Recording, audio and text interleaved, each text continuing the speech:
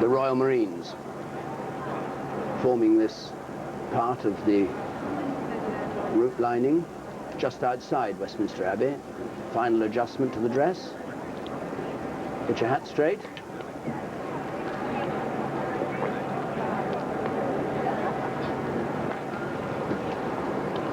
First Battalion Scots Guards.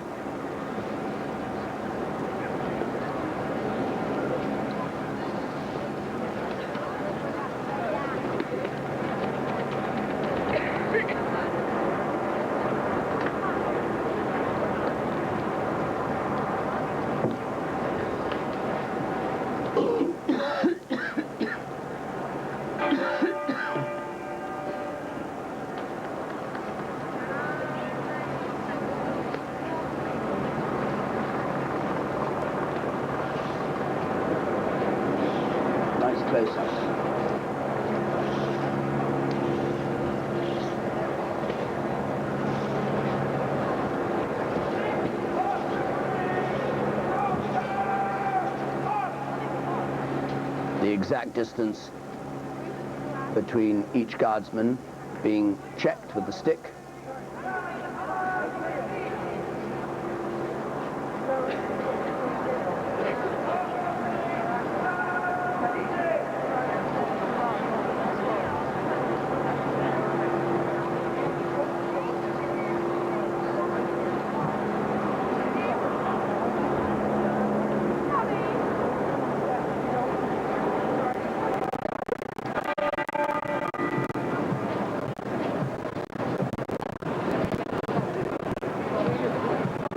So as the crowds build up here outside the Abbey, inside the Abbey, the congregation is filling all the time.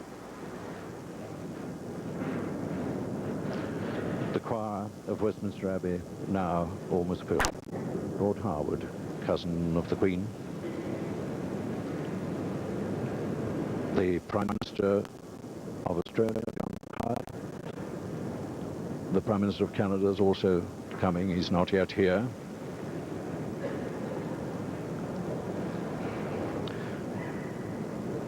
The Abbey is filled with the most wonderful perfume of these spring flowers, all pastel shades to reflect the Queen Mother's favourite colours.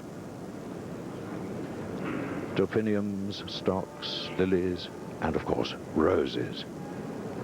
Freesias, hyacinths, tulips, all the flowers that she so loved. When she arrived at any of her homes, the first thing she did was go to the garden and see how things were growing.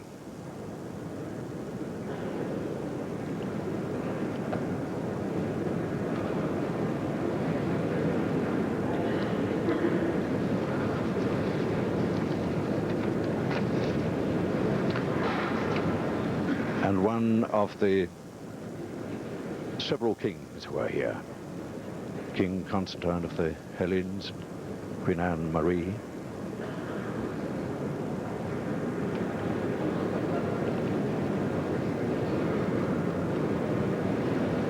the King and Queen of Norway will be here, the King and Queen of Spain, and the King and Queen of Sweden, Queen of Denmark, the Sultan of Brunei, the King of Belgium, the Queen of the Netherlands, a huge turnout of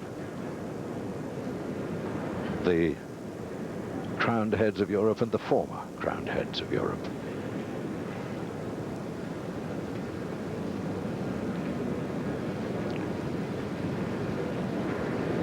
A very serious Prime Minister, Tony Blair.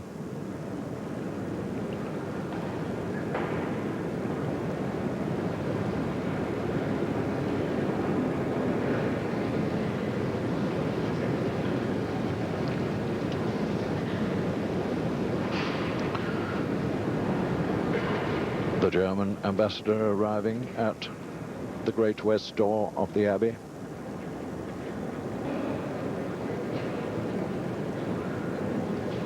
The nave now almost completely full.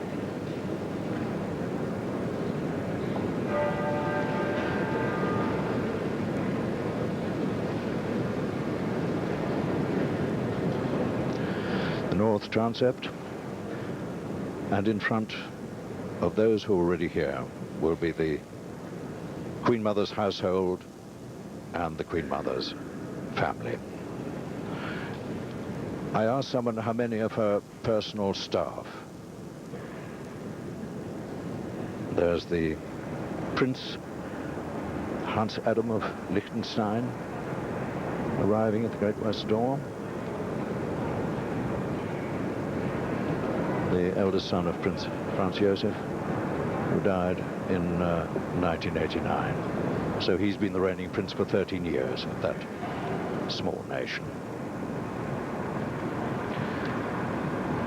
I asked someone how many of her personal staff would be attending this service. The answer was all.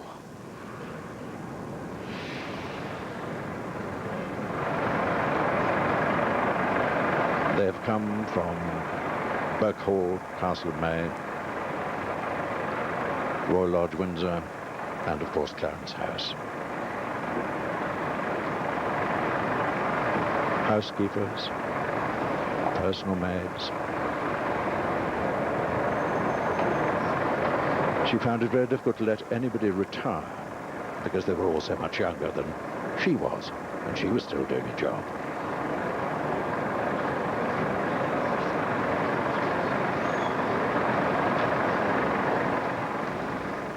At Wellington Barracks, the pipes and drums moving off. The gun carriage you can just see at the far end of the parade ground on its way down to Westminster Hall.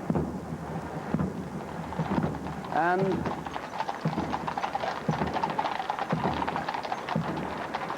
the band of the Grenadier Guards is leading the Nijmegen Company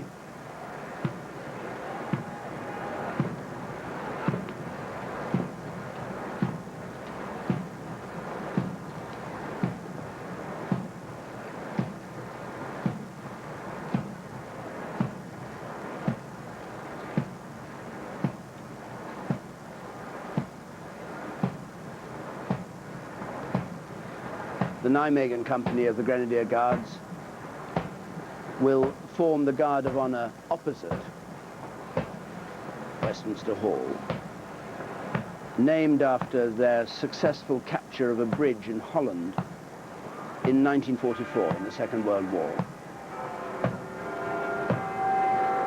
Just the drums playing.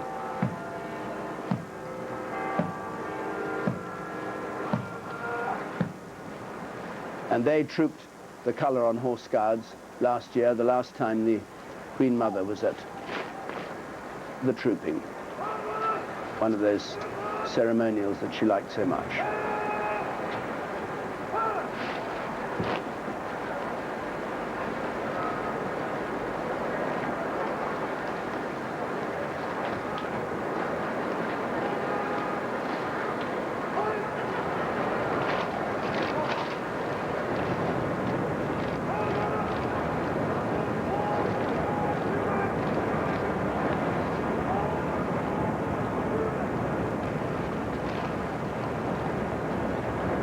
And so at 11:15,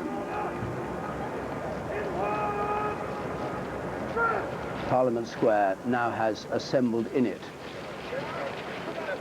all the troops who will be standing as Guard of Honour or streetliners for the procession from Westminster Hall, and we await the arrival of the gun carriage drawn by the King's Troop, Royal Horse Artillery, led by the massed pipes and drums.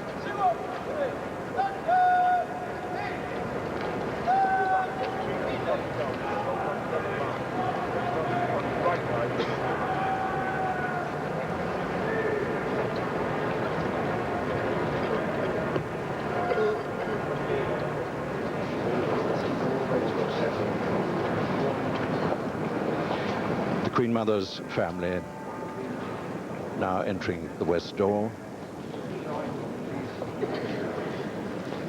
The Strathmores and the Bowes lines.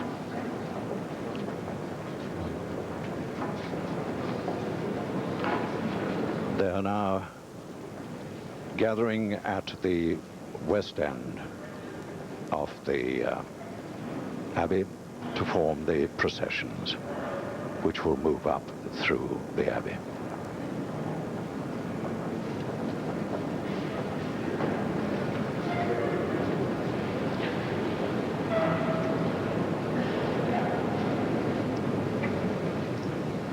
The first procession will be that of the visiting clergy, eventually the ministers of the churches that, yes, the Lord Mayor of Westminster being taken to his place in the Abbey with the Lady Mayoress.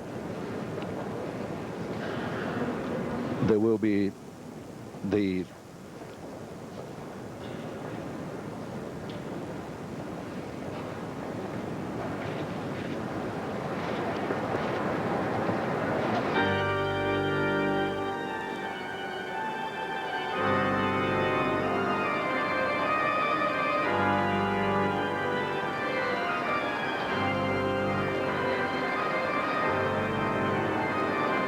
Earl of Strathmore and his son, Lord Glance, arriving,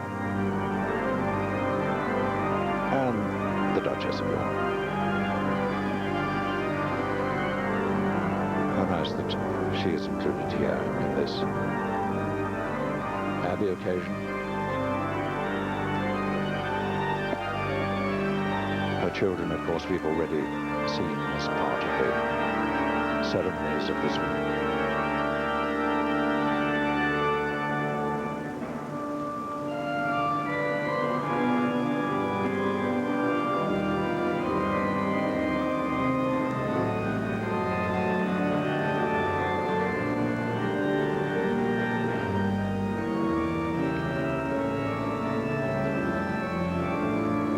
Harold and Queen Sonja of Norway. Harold looking more and more like his father, King Olaf, who was, of course, one of the Queen Mother's closest friends.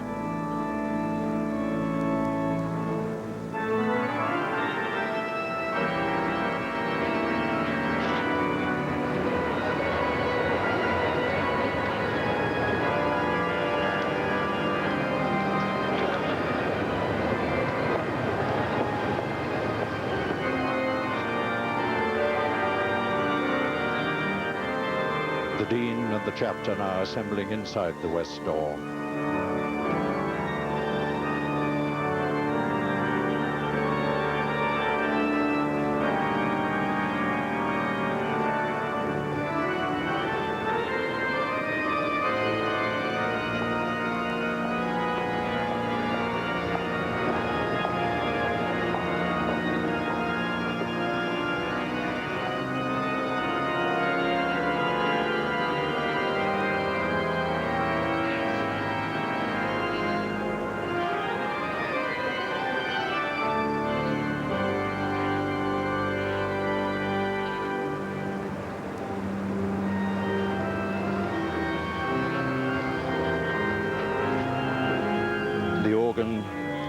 Is being played by Andrew Reed,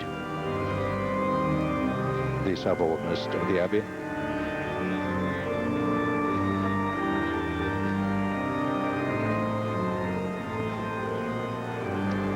The gun carriage drawn by 6 horses of the King's Troop, Royal Horse Artillery, the George VI gun. It has on it a plaque that reads, "This gun carriage was used to carry His late Majesty King George VI from Sandringham Church to Wolferton Station on 11th of February 1952. It was drawn by 6 horses of the King's Troop, Royal Horse Artillery." 50 years later, the same gun carriage will be used to carry his wife, Queen Elizabeth, the Queen Mother, on the short journey from Westminster Hall to Westminster Abbey.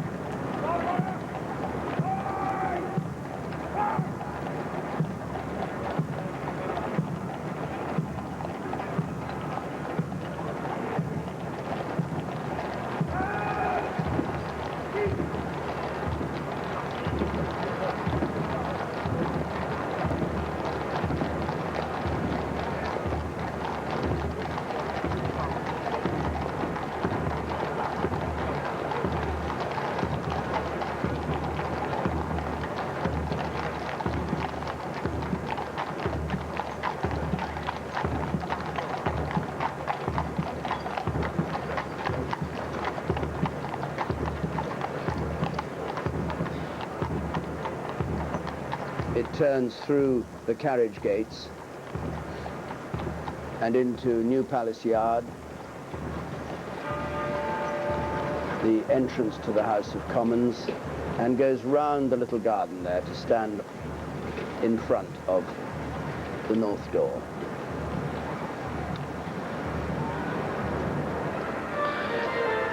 Majesty's bodyguard of the Yeomen of the Guard and the Queen's bodyguard of the Honourable Corps of Gentlemen at Arms move by the south nave aisle to the west end of the nave and the centre aisle, to their positions in the nave, the choir and the lanterns.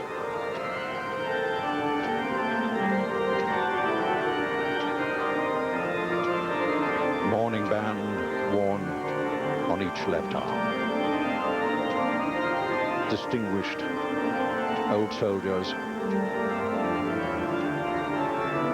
The yeomen already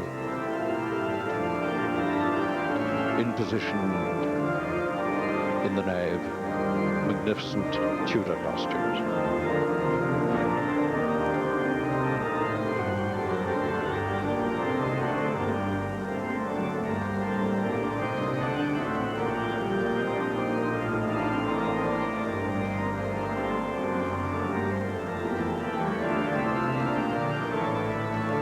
The gentlemen at arms move into the choir.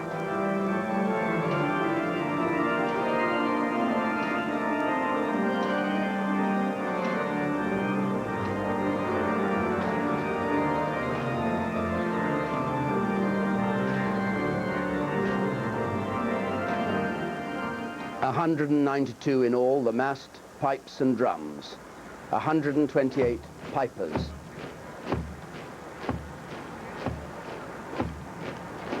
And they will be leading the procession round to the Abbey.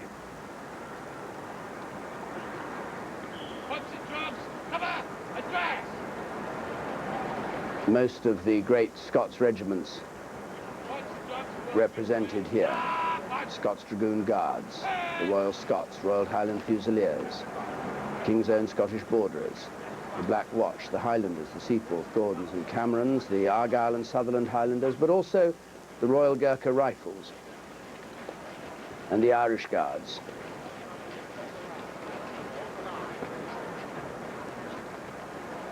And they'll be led by 4 drum majors, the senior drum major of the Foot Guard from the Coldstream, the drum major of the Royal Scots Dragoon Guards, the drum major of the Black Watch, and the drum major of the Royal Irish Regiment.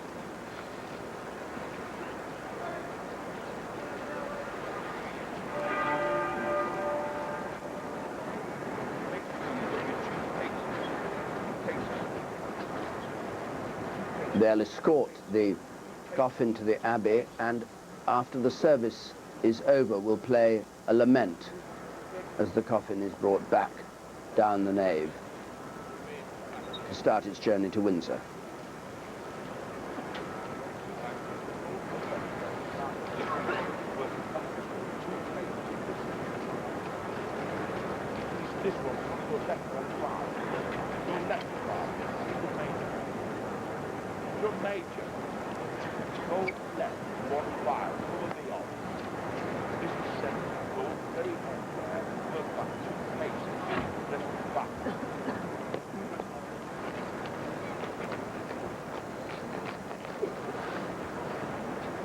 Well, they don't have long to wait now. It's just coming up to 11 o'clock. The funeral service will begin at 11:30, but before then, at 11:05, the coffin will be brought out of Westminster Hall, and the people crowded here will see this solemn, slow procession round Parliament Square.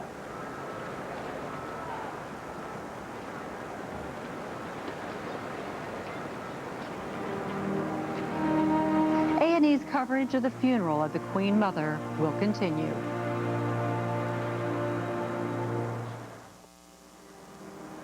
We now return to A&E's coverage of the funeral of the Queen Mother.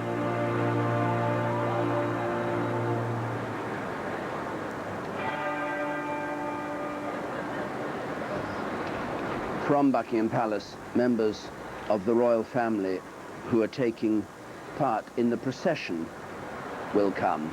The same members as were there on Friday. The Duke of Edinburgh leading them, the Prince of Wales and the Princess Royal, and the other close members of the royal family. Well, we've heard a lot about the East End. We were hearing here from Eileen Holland, and there are three pearly, well, one pearly king and two pearly queens from the East End.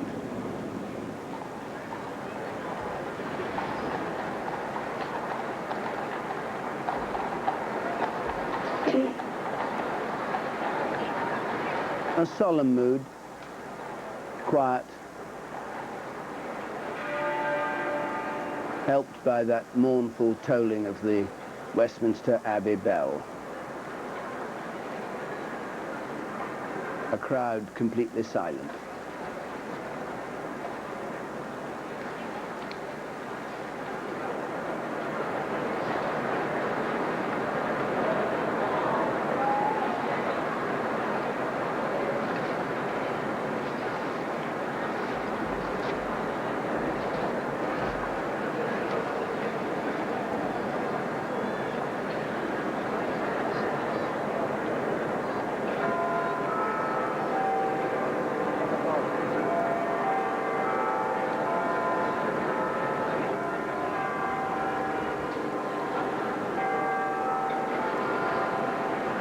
At 11 o'clock, a royal salute for the members of the royal family, Duke of Edinburgh,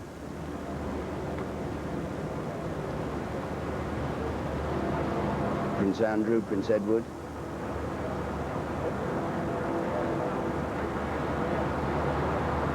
Princess Royal there, beside her brother, Prince Edward.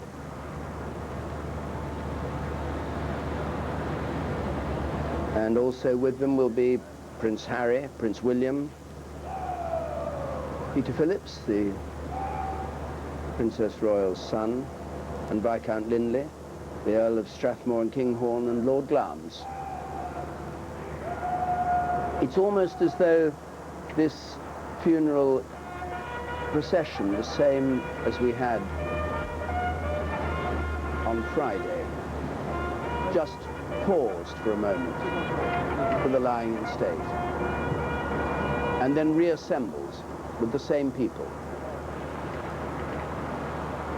to pick up the coffin once more and take it to its funeral at the Abbey.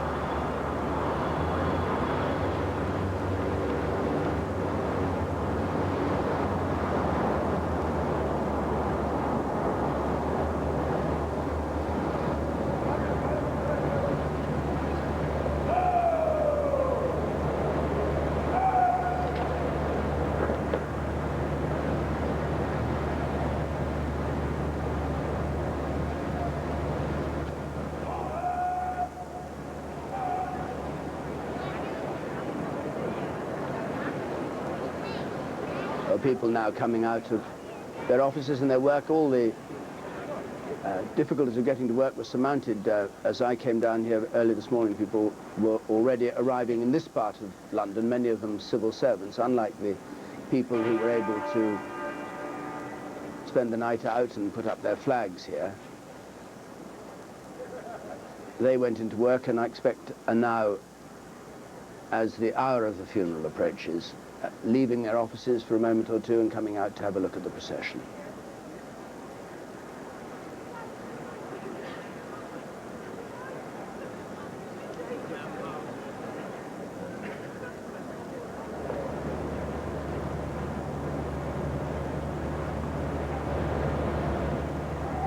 Prince Charles, the Prince of Wales,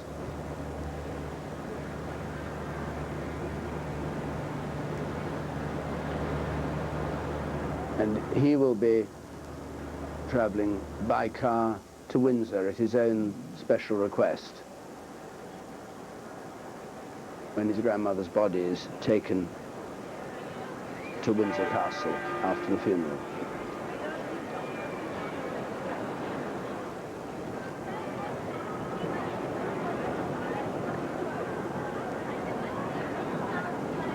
the members of the royal family coming down Birdcage Walk will come to the north door and go into the hall itself to form up the procession, which has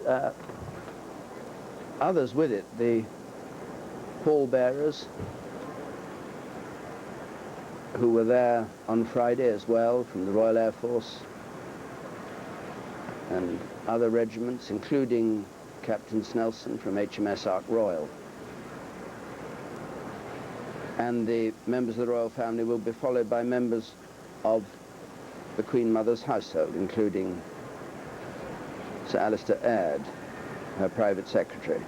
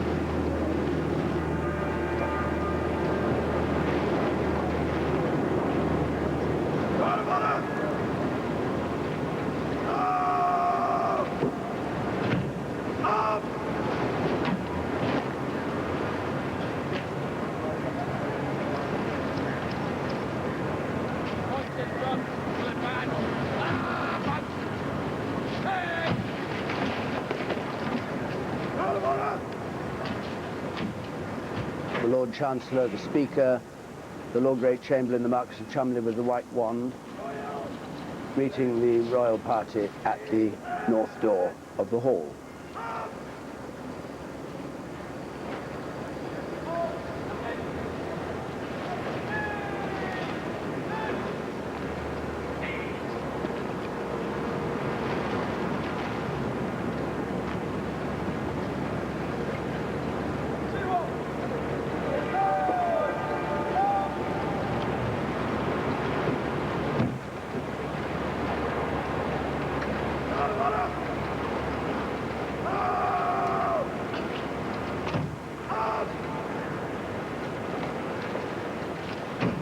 The Prince of Wales, who travelled down with his two sons, being met by Black Rod and the Lord Chancellor. Black Rod with the staff over his shoulder.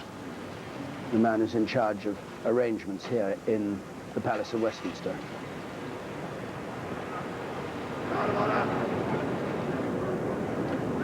And so with the royal family inside, the gun carriage is now brought round New Palace Yard and will come to a halt directly opposite the north door.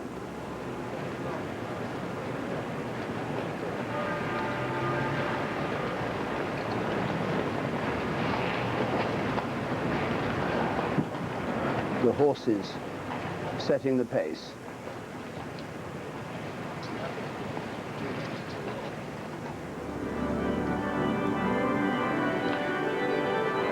The procession of the visiting clergy. The choir, the children of the Chapel Royal in their scarlet tunics and buckled shoes. The Archbishop of Canterbury at the end of the procession. The Cardinal Archbishop of Westminster, the moderator of the General Assembly of the Church of Scotland, Right Reverend John Miller. But the ministers of Canasby and Crathy and Glamis, the chaplain of the Royal Chapel, Windsor Great Park, the rector of Sandringham, the Dean of Windsor, who will be taking the committal later at St. George's Chapel, and the Sub-Dean of Her Majesty's Chapels Royal, the Reverend Prebendary William Booth.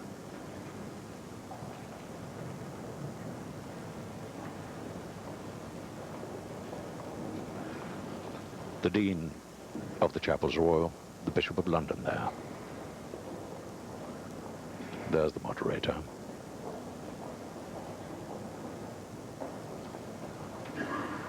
The Cross of Canterbury, and the Archbishop.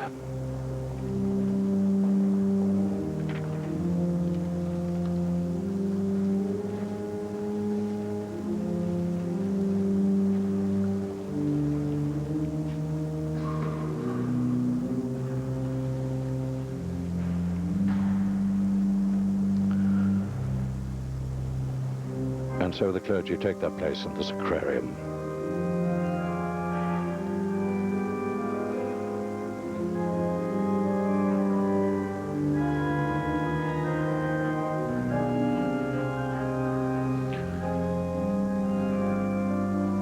Prince Michael and Princess Michael of Kent.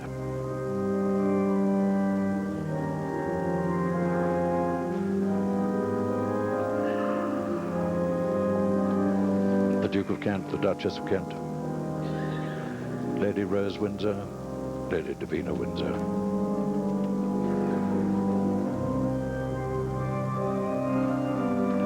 The Duke of Gloucester, the Duchess of Gloucester.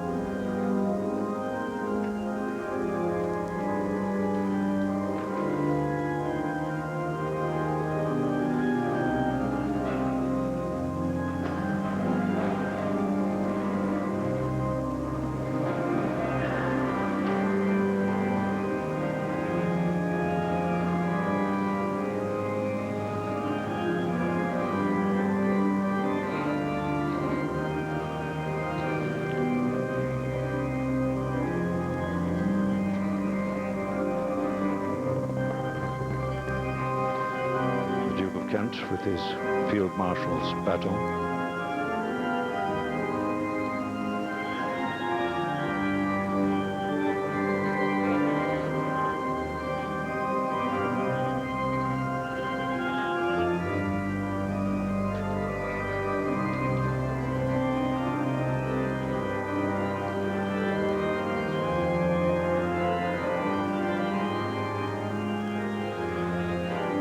That's Prince Ernst August of Hanover and his wife, Princess Ernst August of Hanover, who is, of course, Princess Caroline of Monaco.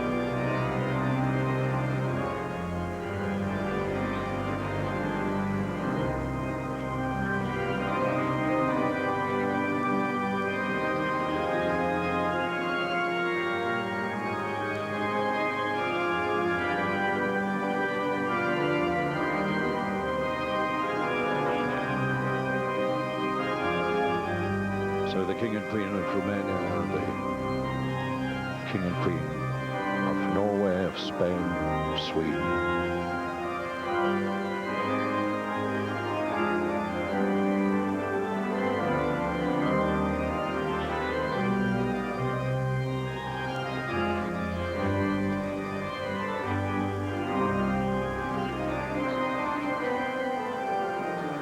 Her Majesty the Queen, leaving Buckingham Palace on her way down to Westminster Abbey.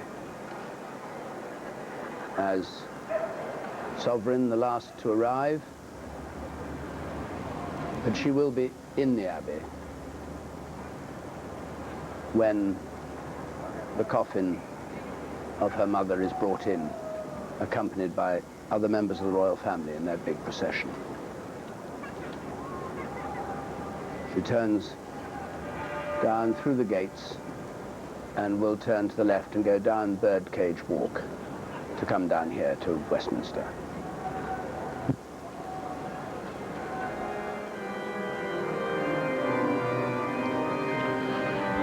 members of the Queen Mother's family. Mary, the Dowager Countess of Strathmore, Lady Elizabeth Leeming, her elder daughter, who was, of course, Lady Elizabeth Bowes-Lyon, just like the Queen Mother, Lady Diana Godfrey Fawcett.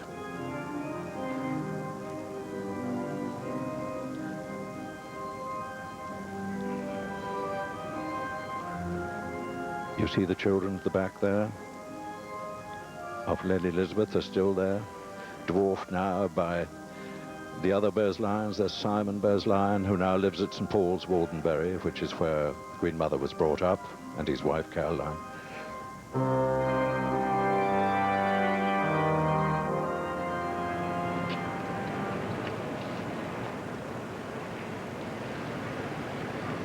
And outside the north door of Westminster Hall, the first signs of a party assembling the coffin to emerge. Guard of honor, royal salute, Led by the Irish Guards.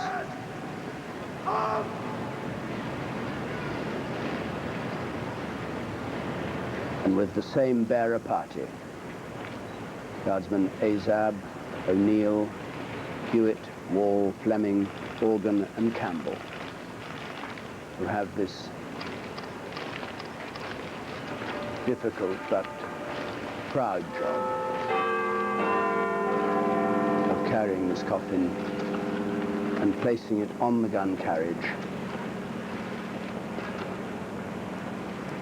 followed by the members of the royal family.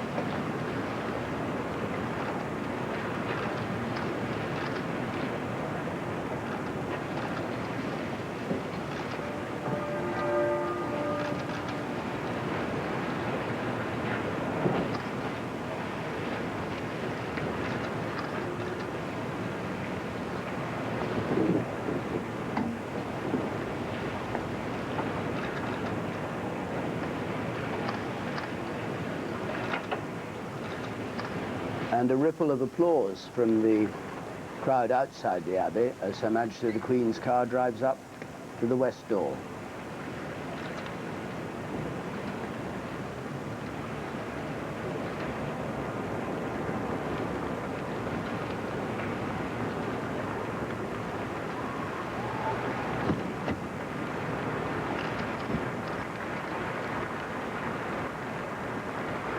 The Dean of Westminster greeting her as she goes through this guard of honor lining the route into the west door.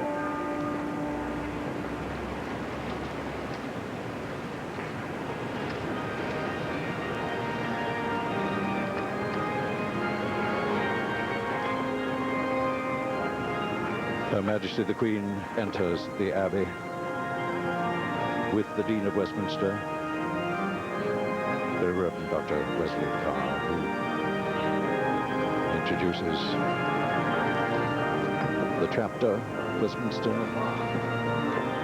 Of course, the Queen knows them all.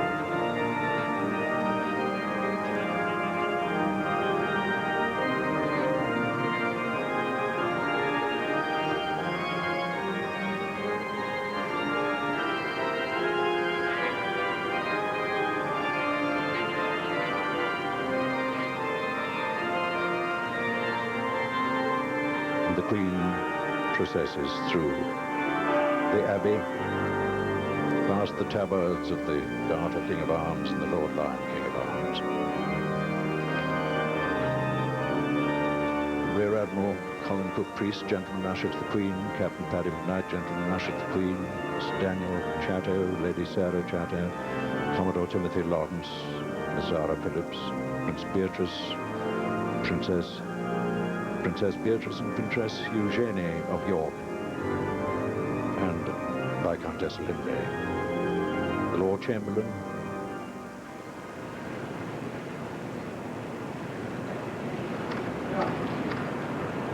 The procession from Westminster Hall is now all in place. Funeral procession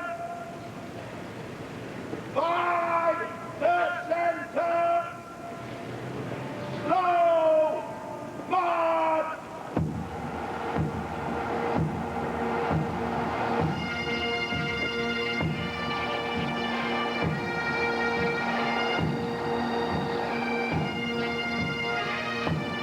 Outside, through the carriage gates, the sounds of the mass pipes and drums playing My Home and then the mist-covered mountain of home.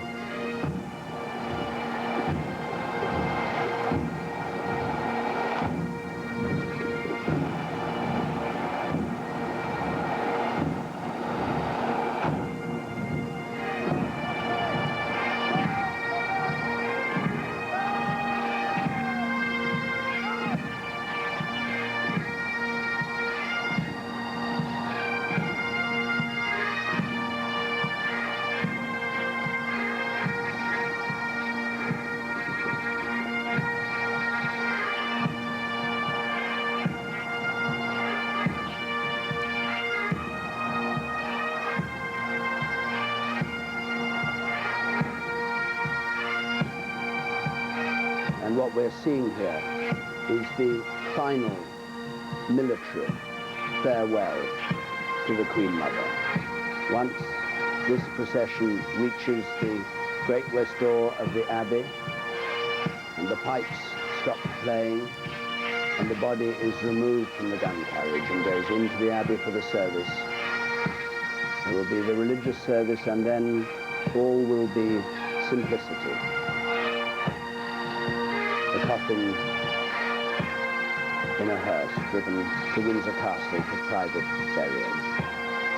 So this is the final chance for the country as a whole, the state,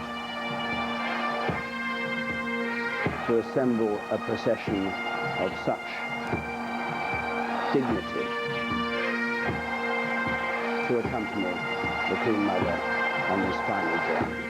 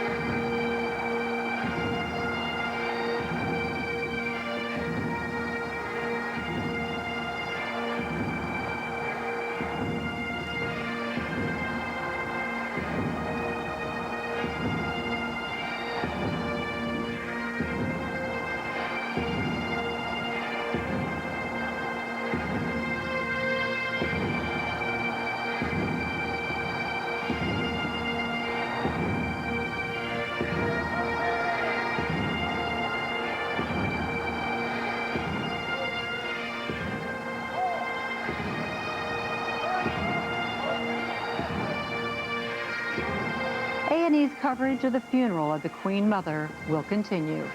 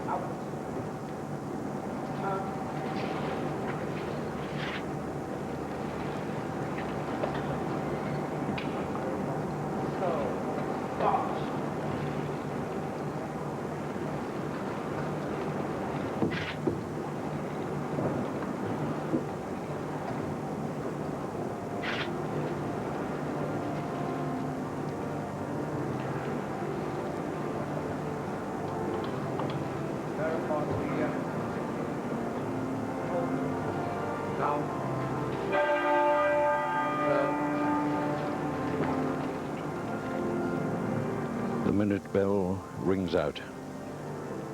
Another year of life. And the bearer party Go! March! move slowly and gently towards the Abbey's great west door as the music of solemn melody played by the organ.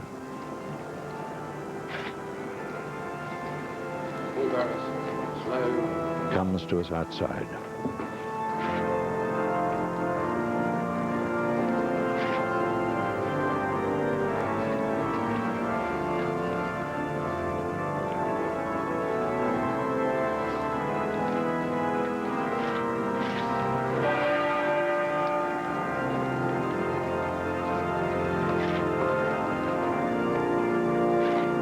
The Prince of Wales, the Duke of Edinburgh, the Duke of York, all in naval uniform.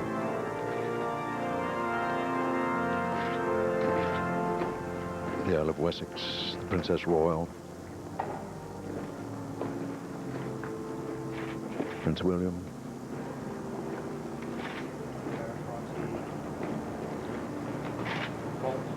Peter Phillips, Prince Harry of Wales, Viscount Linley, the Earl of Strathmore and Kinghorn behind, now the head of the Queen Mother's family.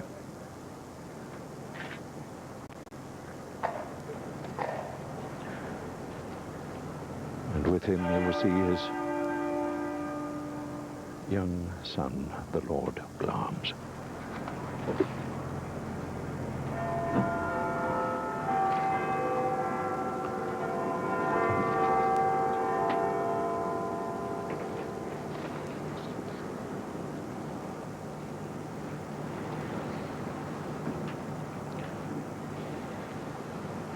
And as the procession is ready to move off, Slow. March. so this lady of great faith will hear the great words of Christian hope. I am the resurrection and the life.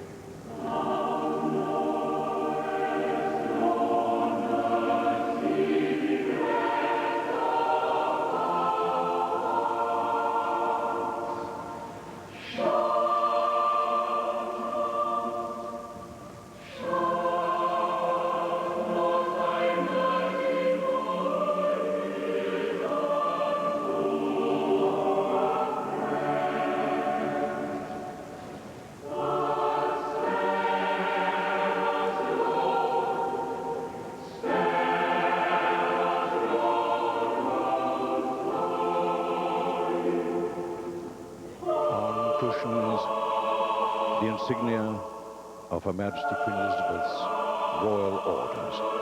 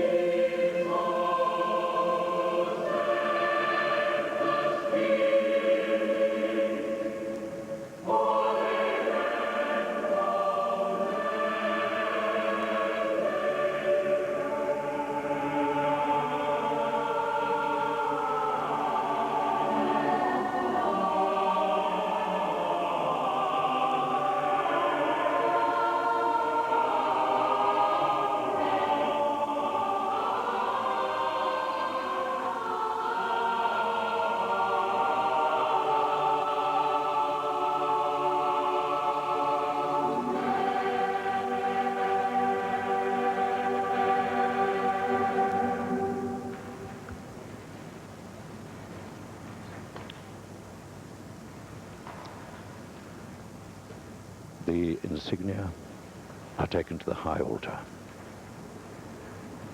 The Order of the Garter, the Order of the Thistle, the Royal Victorian Order, the Royal Victorian Chain, the family orders.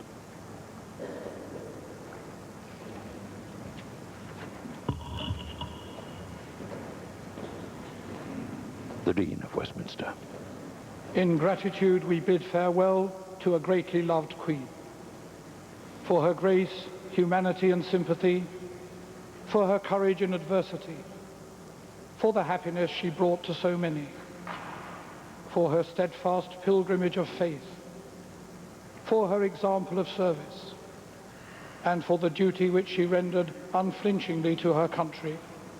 We thank and praise Almighty God. As we commend Elizabeth, his servant, to God's mercy, let us especially pray for her family in their loss. We give them back to thee, dear Lord, who gavest them to us. Yet as thou dost not lose them in giving, so we have not lost them by their return. Not as the world giveth, givest thou, O lover of souls. What thou gavest, thou takest not away. For what is thine is ours always, if we are thine. And life is eternal, and love is immortal, and death is only an horizon is nothing save the limit of our sight.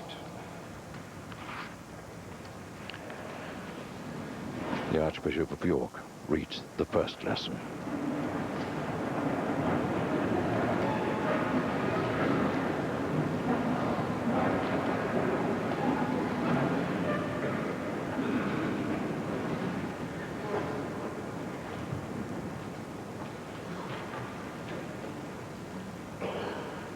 Remember now thy Creator in the days of thy youth, while the evil days come not, nor the years draw nigh, when thou shalt say, I have no pleasure in them. While the sun, or the light, or the moon, or the stars be not darkened, nor the clouds return after the rain. In the day when the keepers of the house shall tremble, and the strong men shall bow themselves, and the grinders cease because they are few, and those that look out of the windows be darkened, and the doors shall be shut in the streets. When the sound of the grinding is low, and he shall rise up at the voice of the bird, and all the daughters of music shall be brought low. Also when they shall be afraid of that which is high, and fear shall be in the way, and the almond tree shall flourish, and the grasshopper shall be a burden, and desire shall fail, because man goeth to his long home, and the mourners go about the streets. Or ever the silver cord be loosed, or the golden bowl be broken, or the pitcher be broken at the fountain, or the wheel broken at the cistern. Then shall the dust return to the earth as it was, and the spirit shall return unto God who gave it.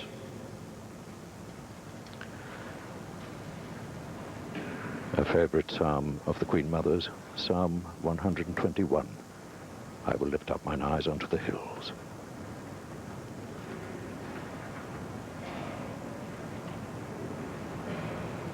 I will lift up mine eyes unto the hills, from whence cometh my help. My help cometh even from the Lord, who hath made heaven.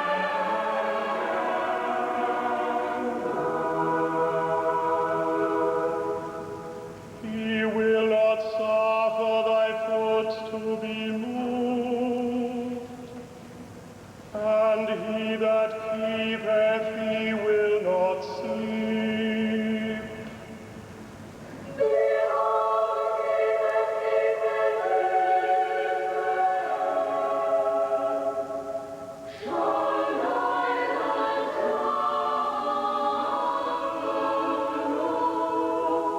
nor sleep. The Lord himself is thy keeper. The Lord is thy defense upon thy right hand.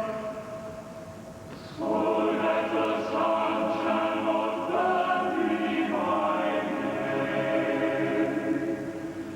neither the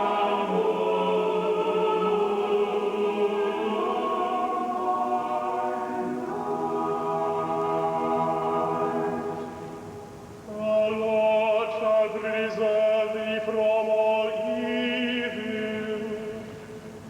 Yea, it is even he that shall keep thy soul. Thy Lord shall preserve thy going out and thy coming in from this time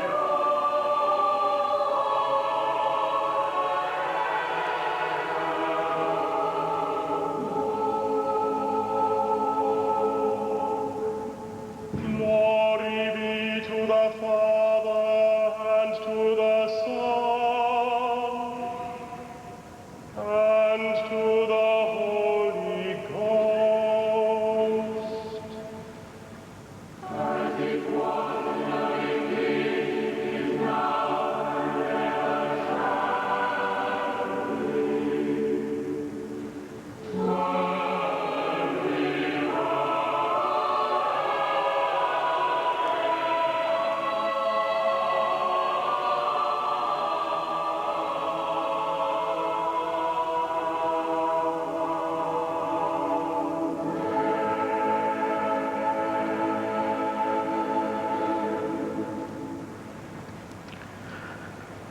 Cardinal Cormac Murphy O'Connor, Archbishop of Westminster, reads the second After lesson. this I beheld, and lo, a great multitude, which no man could number, of all nations and kindreds and peoples and tongues, stood before the throne and before the Lamb, clothed with white robes and palms in their hands, and cried with a loud voice, saying, Salvation to our God, which sitteth upon the throne, and unto the Lamb.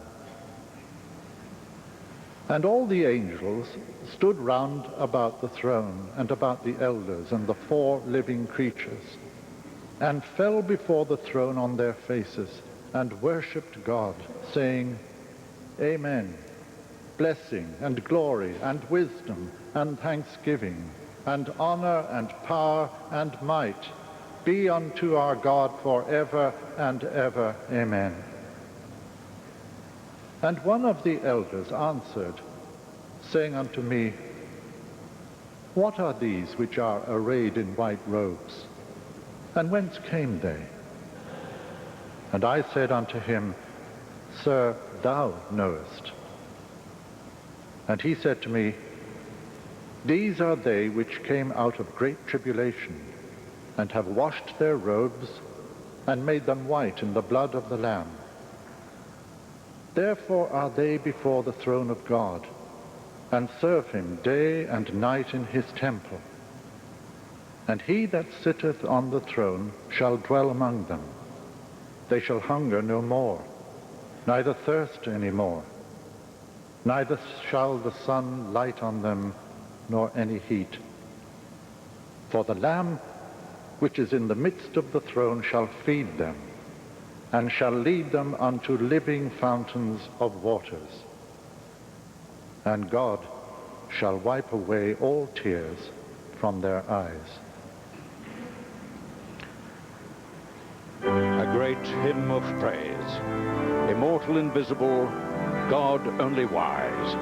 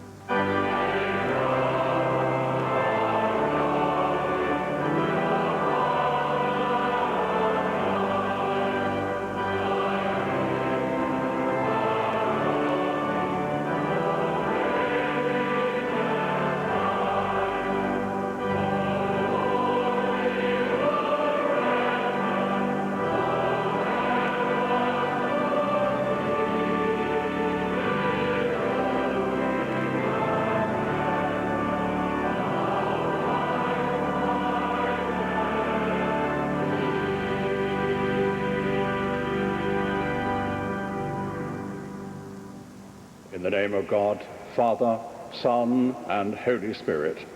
Amen.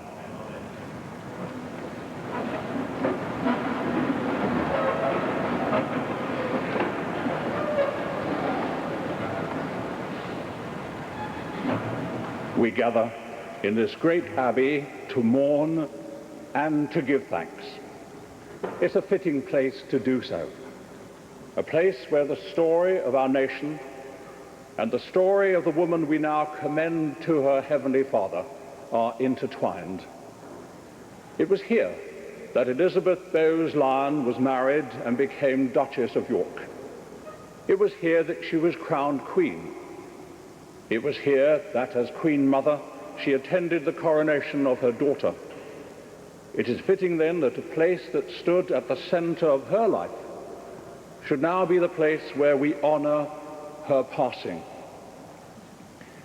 In the 10 days since she left us, there have been countless tributes and expressions of affection and respect, including those of the many who have queued and filed patiently past her coffin lying in state. How should we explain the numbers? Not just by the great length of a life famously lived to the full. It has to do with her giving of herself so readily and openly. There was about her, in George Eliot's lovely phrase, the sweet presence of a good diffused. Like the sun, she bathed us in her warm glow.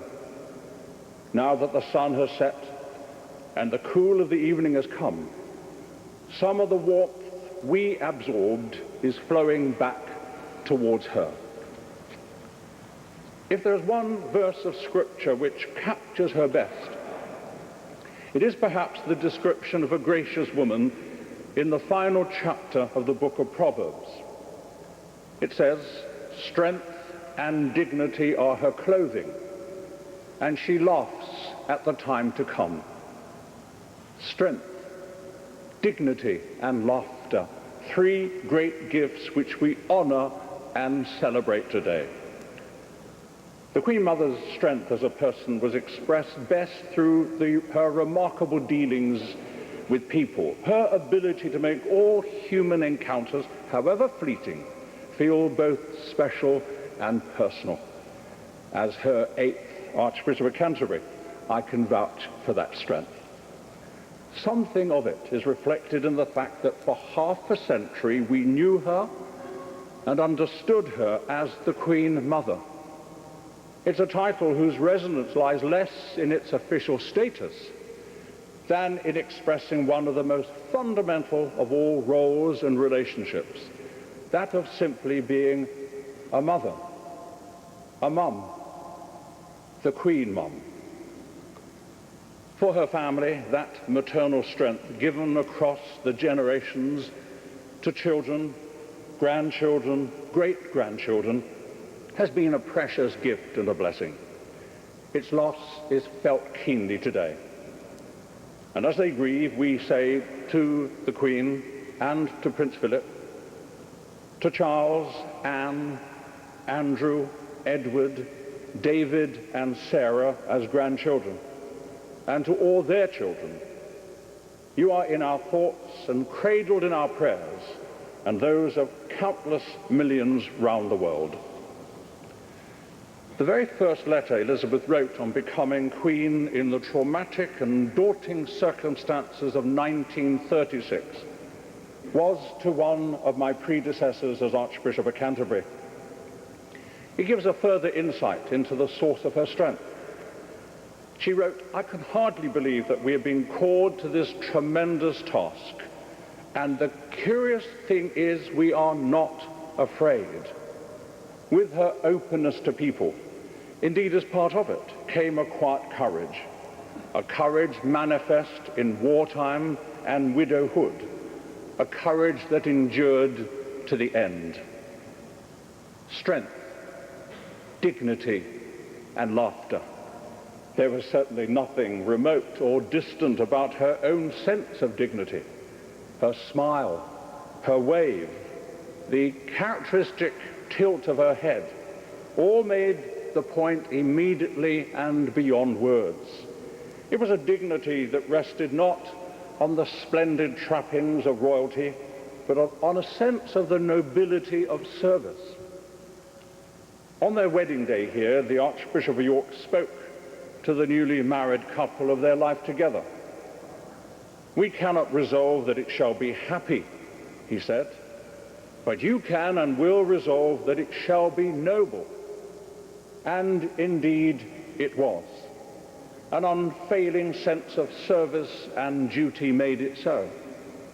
It was a commitment nourished by the Queen Mother's Christian faith, a faith that told her, as it tells us all, that even the Son of God came into the world as a servant, not as a master. Strength, dignity, and, yes, laughter. We come here to mourn, but also to give thanks, to celebrate the person and her life, both filled with such a rich sense of fun and joy, and the music of laughter. With it went an immense vitality that didn't fail her. Hers was a great old age, but not a cramped one. She remained young at heart, and the young themselves sensed that. Of course, the laughter of the book of Proverbs goes deeper than a good joke or a witty reply. She laughs at the time to come. Such laughter reflects an attitude of confident hope in the face of adversity and the unpredictable challenges of life. Of this laughter, too, the Queen Mother knew a great deal. It was rooted in the depth and simplicity of her abiding faith that this life is to be lived to the full as a preparation for the next. Her passing was truly an Easter death, poised between Good Friday and Easter Day. In the light of the promise that Easter brings, we will lay her to rest, knowing that the same hope belongs to all who trust in the one who is the resurrection and the life. Strength, dignity, laughter, three special qualities earthed in her Christian faith, qualities that clothed her life so richly, qualities that with her passing, we too, by the grace of Almighty God, may seek to put on afresh in our own lives and the life of our nation and that of the world. Let that be part of her legacy to us, part of our tribute to her. But let me add just one final thing. For the book of Proverbs has more to say about a gracious woman we can summon now as we commend to her Heavenly Father his faithful servant Elizabeth, Queen Mother, Queen Mum, deeply loved and greatly missed. It simply says this of a woman of grace. Many have done excellently, but you exceed them all.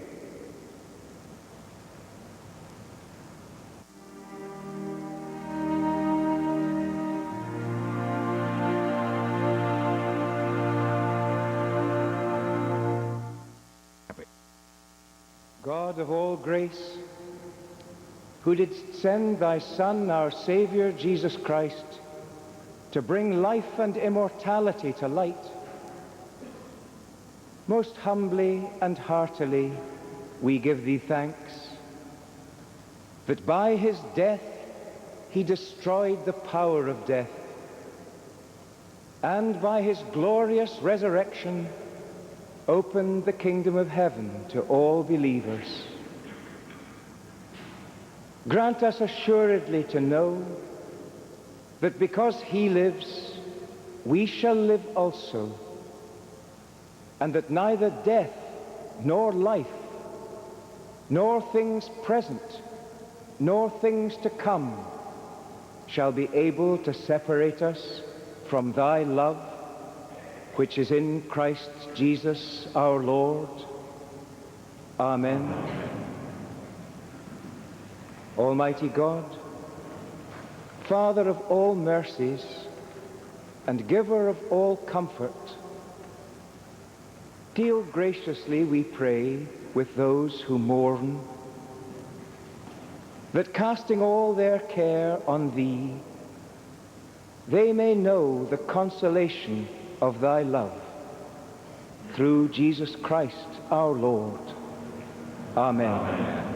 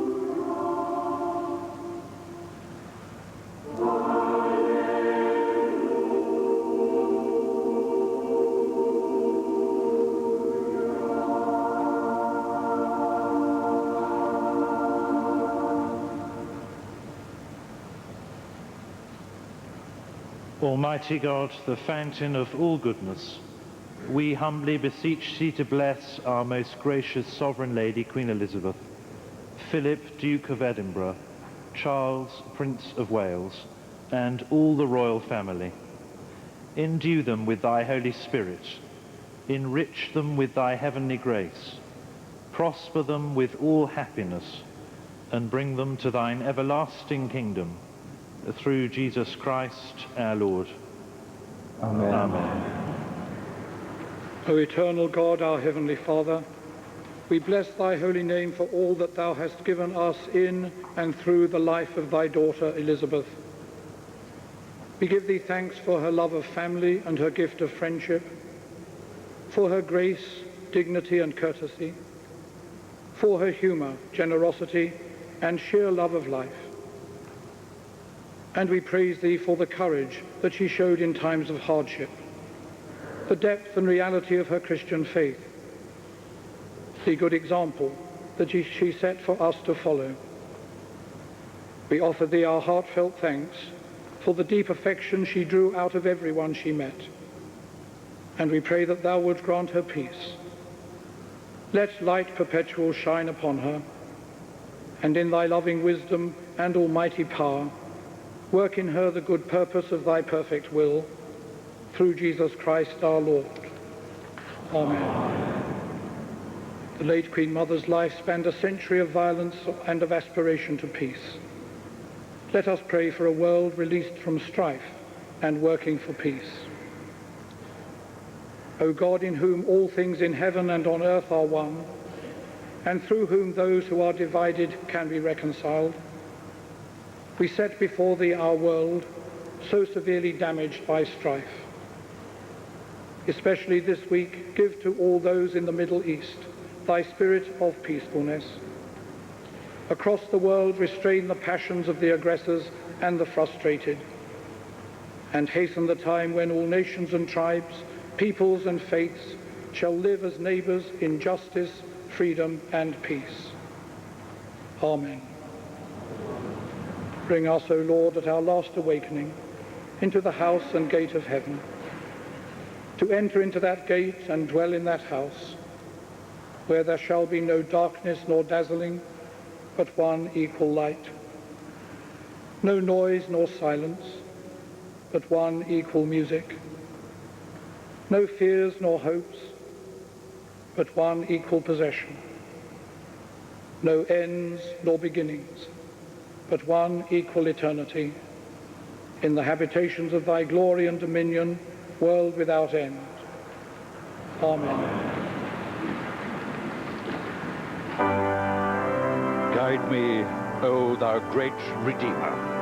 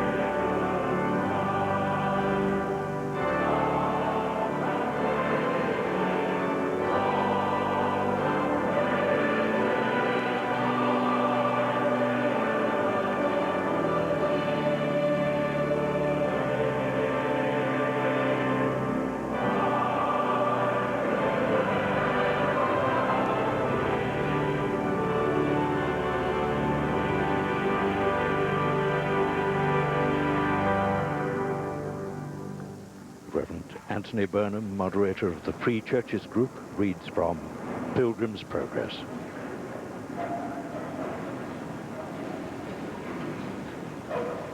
I see myself now at the end of my journey. My toilsome days are ended. I am going now to see that head that was crowned with thorns, and that face that was spit upon for me. I have formerly lived by hearsay and faith, but now I go where I shall live by sight, and shall be with him in whose company I delight myself. I have loved to hear my Lord spoken of, and wherever I have seen the print of his shoe in the earth, there I have coveted to set my foot to. His name to me has been as a civet box, yea, sweeter than all perfume. His voice to me has been most sweet, and his countenance I have more desired than they that have most desired the light of the sun. His word I did use to gather for my food, and for antidotes against my faintings. He has held me, and hath kept me from mine iniquities. Yea, my steps hath he strengthened in his way. Glorious it was to see how the open region was filled with horses and chariots, with trumpeters and pipers, with singers and players on stringed instruments, to welcome the pilgrims as they went up and followed one another in at the beautiful gate of the city. The commendation.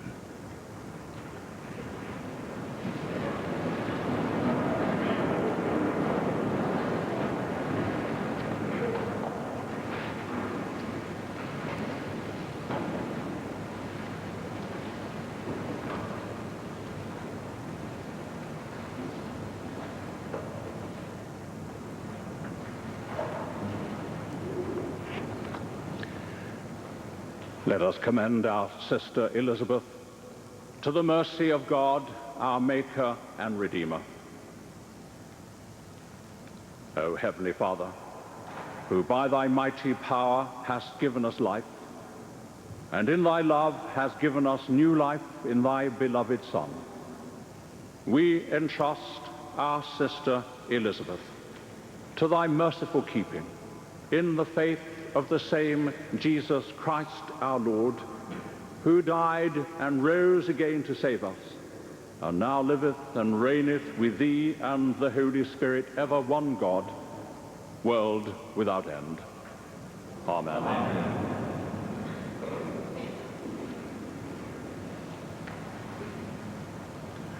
May God, in his infinite love and mercy, bring the whole church, living and departed in the Lord Jesus, to a joyful resurrection and the fulfillment of his eternal kingdom.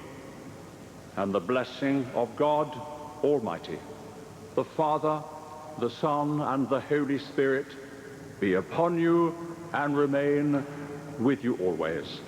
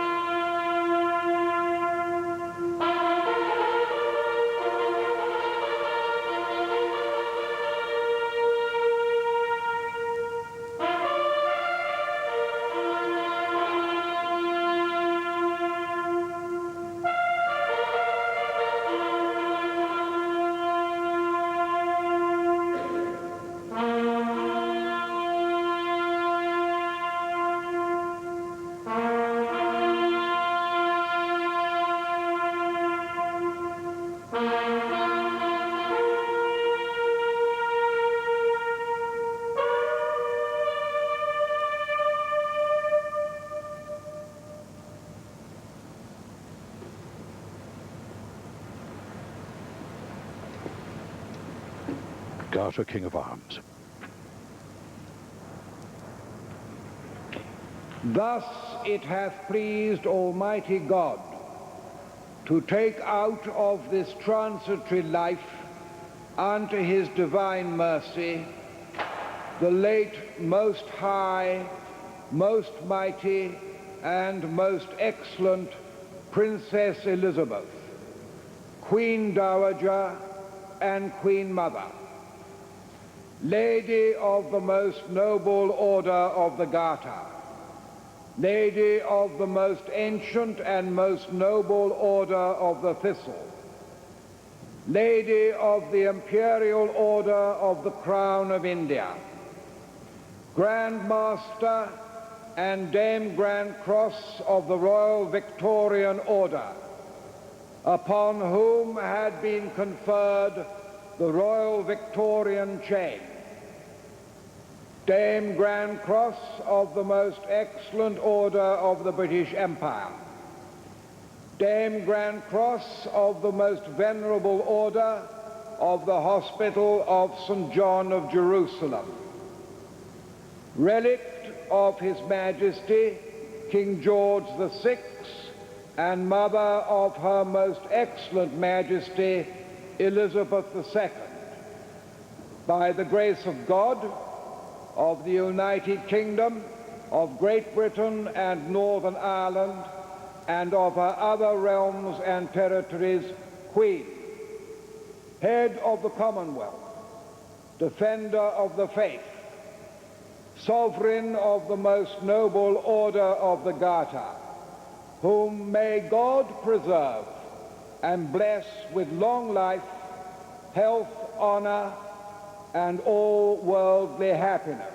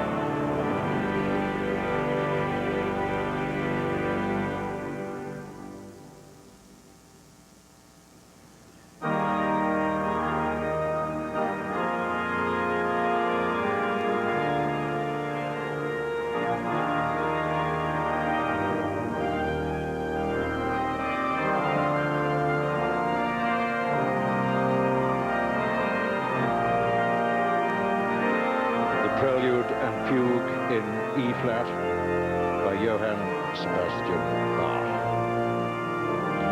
Played by Andrew Reed, the sub-organist of Westminster Abbey. The conductor of the music was James O'Donnell, who is the organist and master of the choristers here.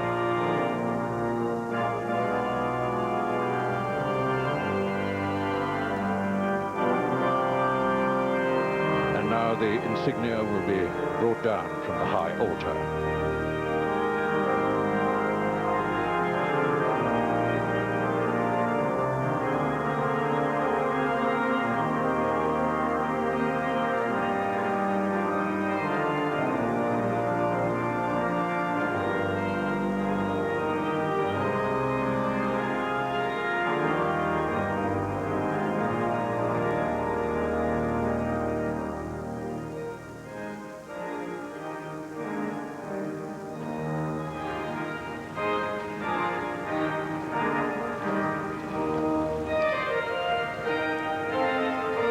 Of the Thistle was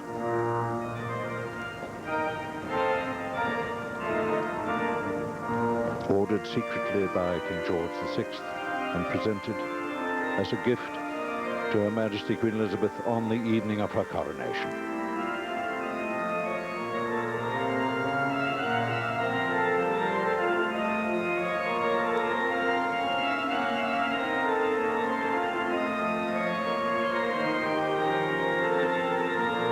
Dean of Windsor, the Right Reverend David Connor, the Reverend Anthony Burnham, Cardinal Cormac Murphy O'Connor,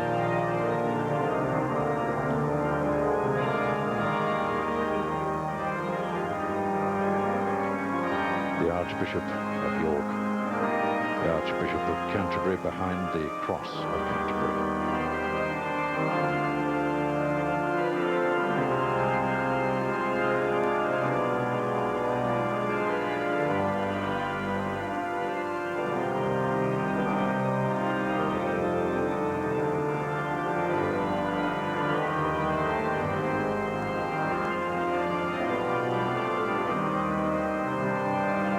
Cross of Westminster, the taperers,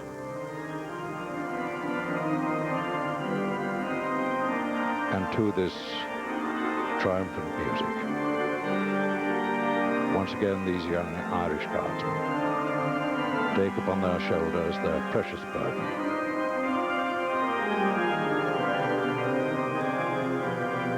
The youngest only 18 years of age.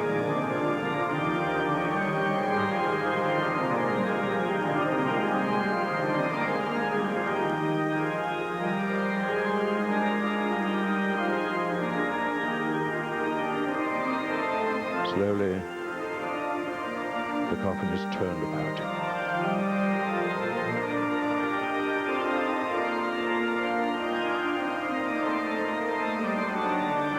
And with the crown surmounting it, the crown which Queen Elizabeth wore for the first time in this very building at her coronation in 1937.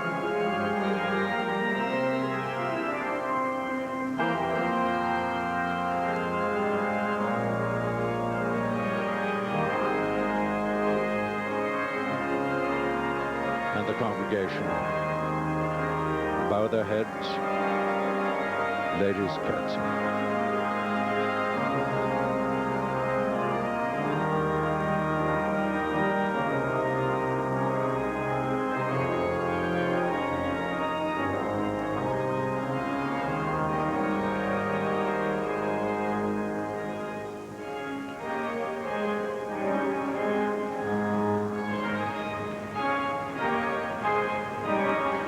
The Queen wanted this to be a triumphant celebration, and it has been, with wonderful singing, wonderful music, wonderful readings.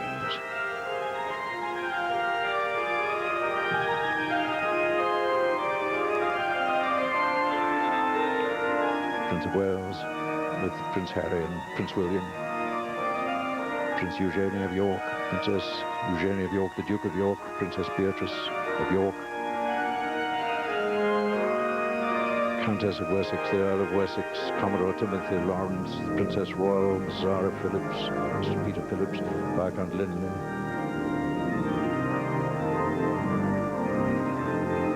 And there too, of course, Daniel Chatto and the Lady Sarah Chatto.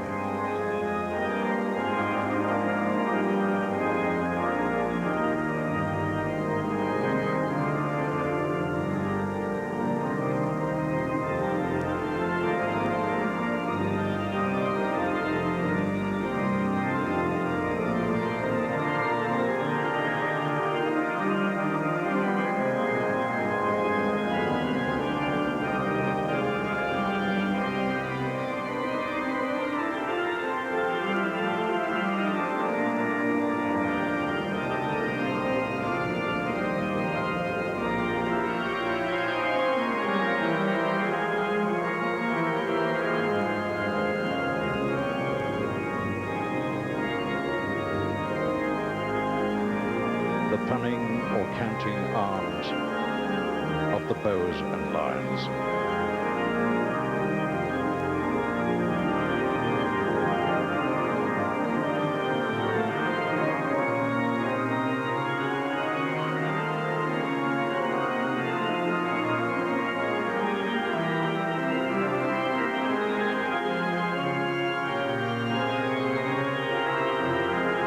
And these long 10 days for the royal family coming to their end now.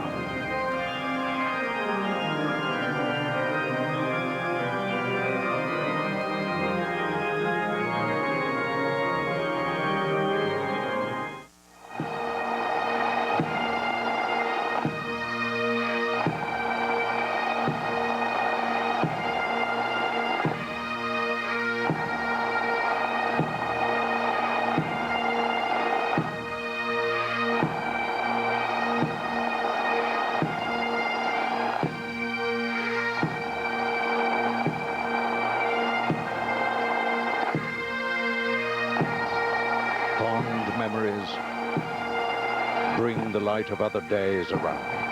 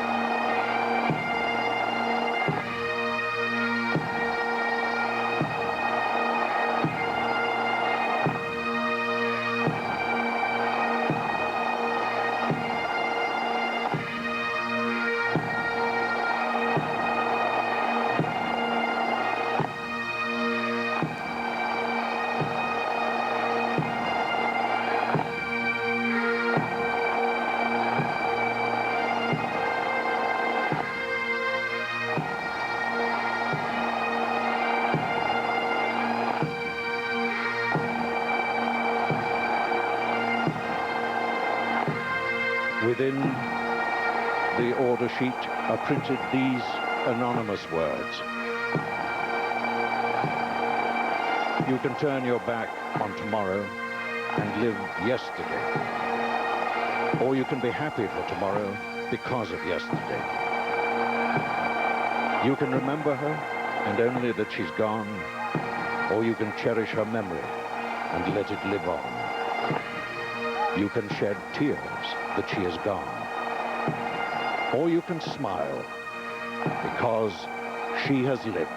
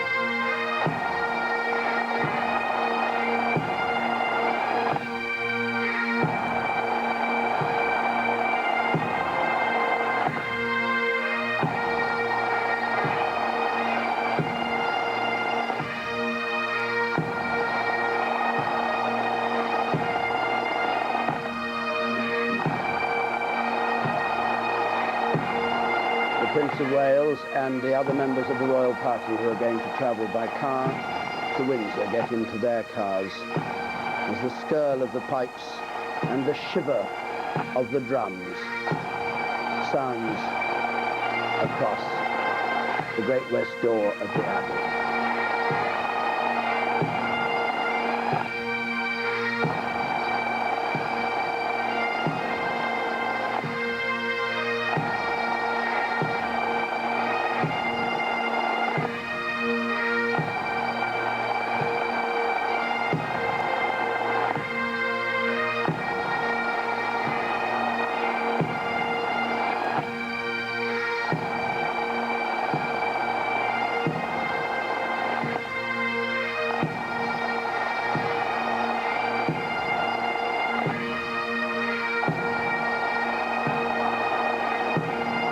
route liners present arms.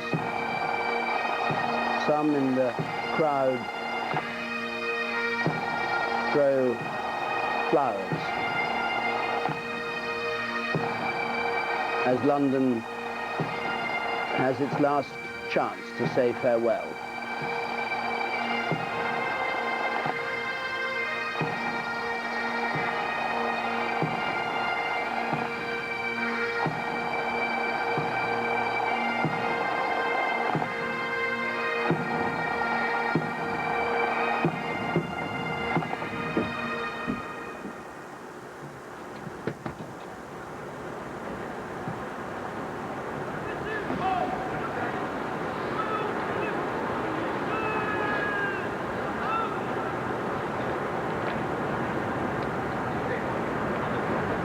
The Queen and the Duke of Edinburgh.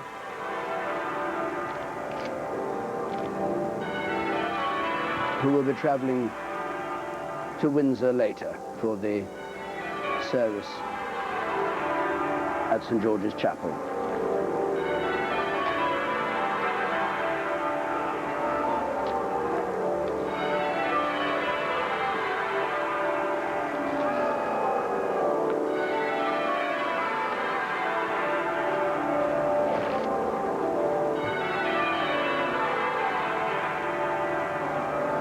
And edging its way past St. Margaret's and back.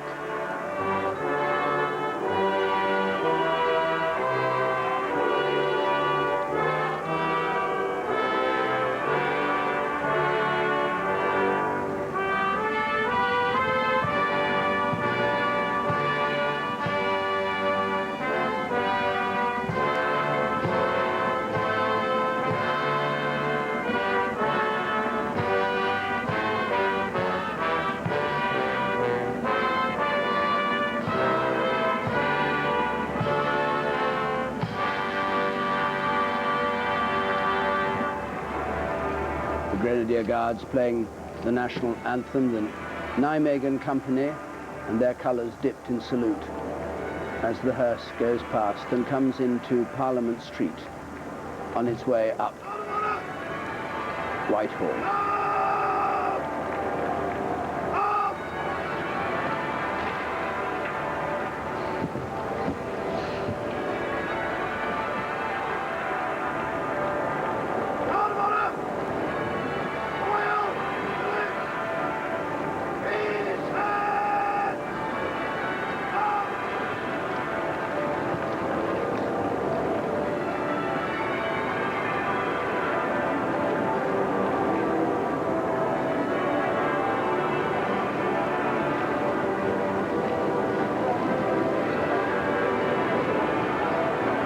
As the Queen's car drives past the entrance to the Palace of Westminster, the Grenadier Guards come to the salute and the national anthem is played once more.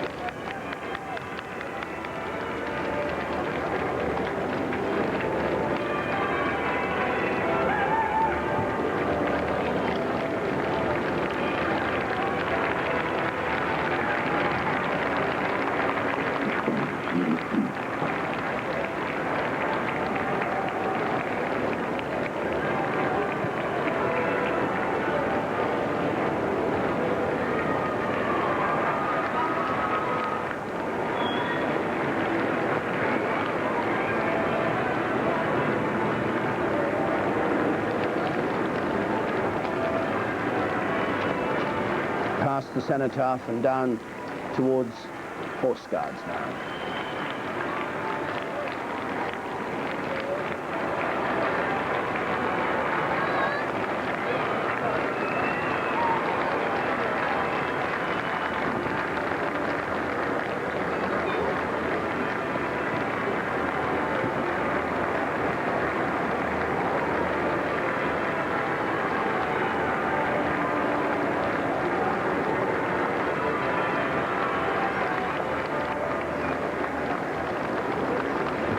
turns into Horse Guards, where a detachment of mounted life guards play a royal salute.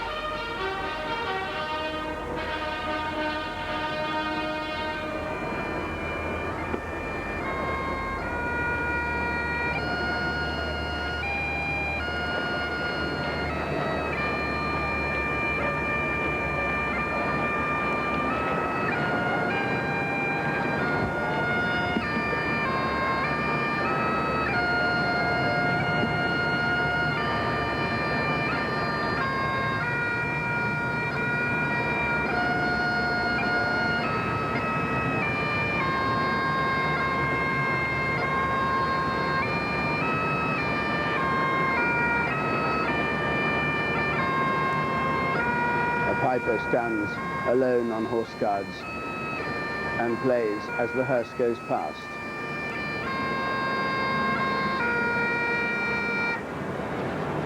This long procession now, with the Queen following on behind the coffin. And the Battle of Britain fly past the Lancaster and 2 Spitfires of the memorial flight.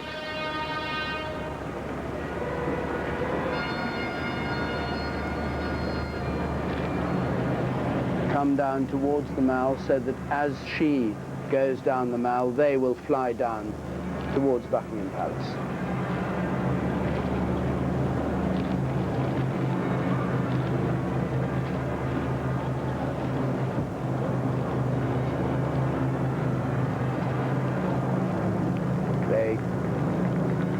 To the north of Parliament, over Admiralty Arch, and now down the Mall, a sight that the Queen Mother would have seen many times on the big parades.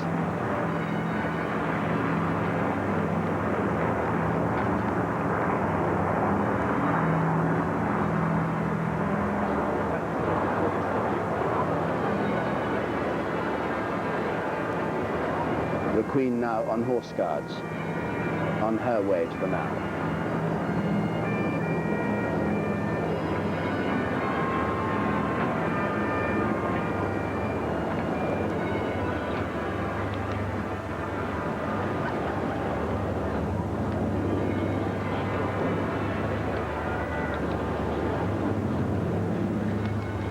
Creeping now down the great processional route of the Mall, coming up towards Clarence House.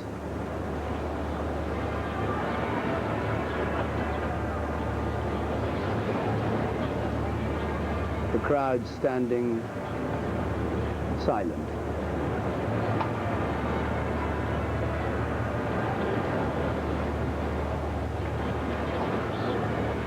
Some crossing themselves, some giving a brief wave.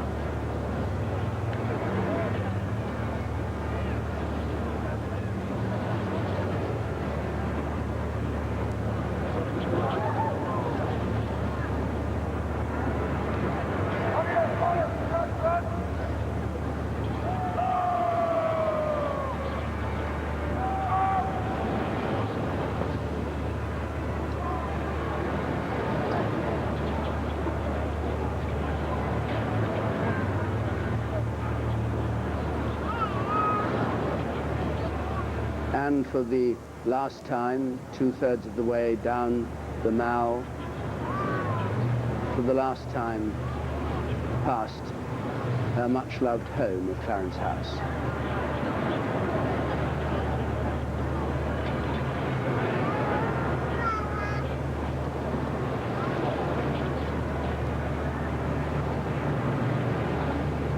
The gates there to Stable Yard Road.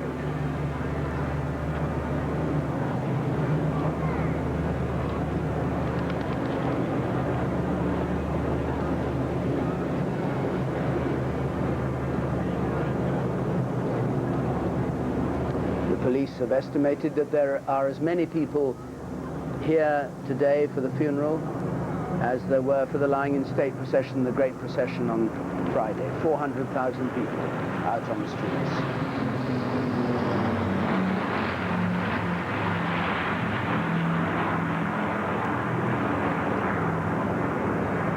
And the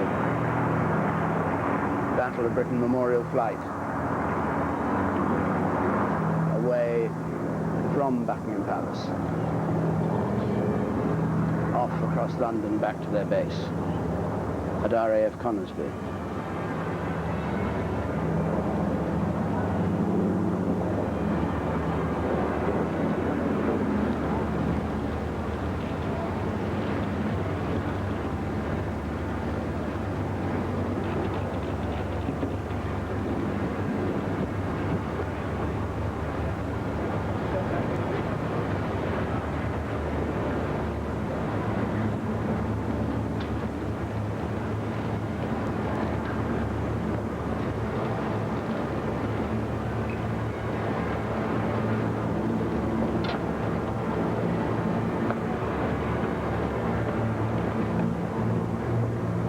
Some of the 300 members of the staff of Buckingham Palace.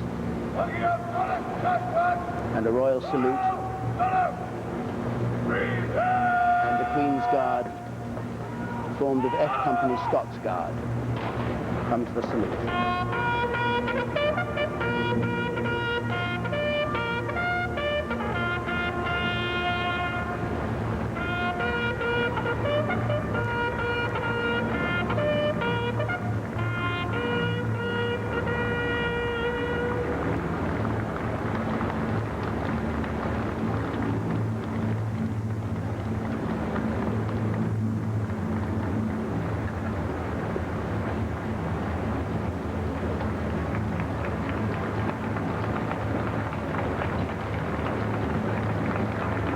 Past the forecourt of Buckingham Palace, up Constitution Hill.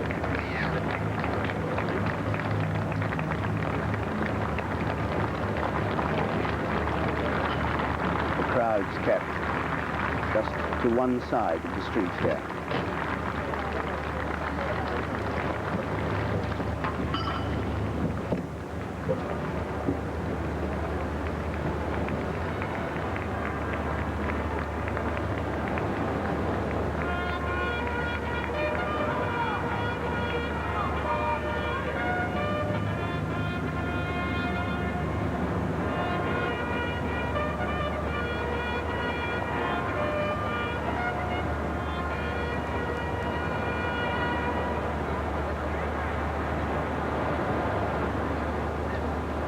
A royal salute as the Queen's party goes into Buckingham Palace and round the right-hand side there.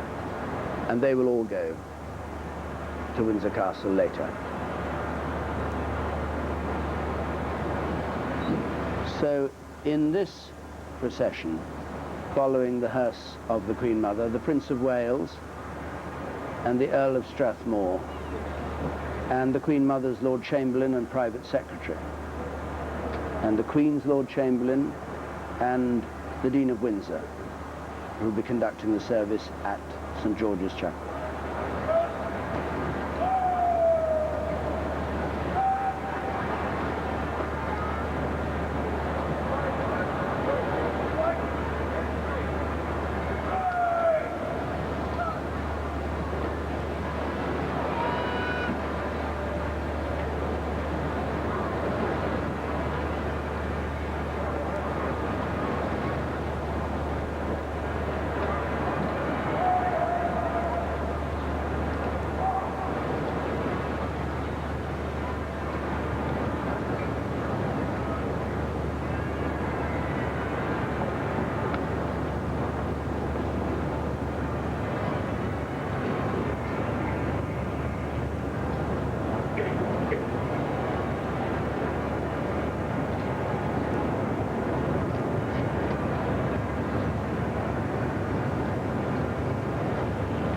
And the cortege now comes through the new war memorial being built at the top end of Constitution Hill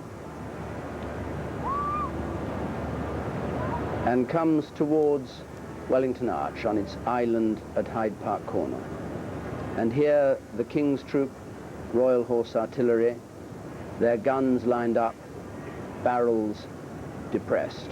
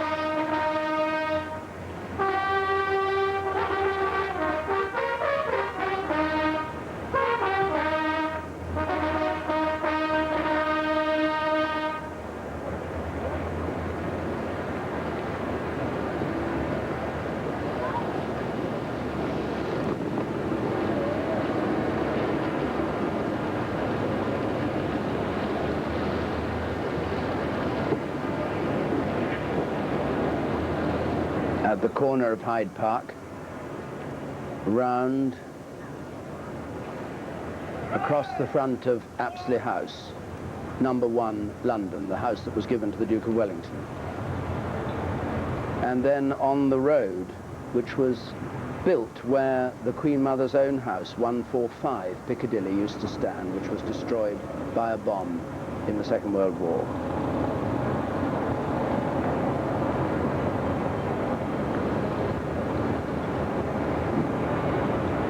And then into Hyde Park through the Queen Elizabeth Gate.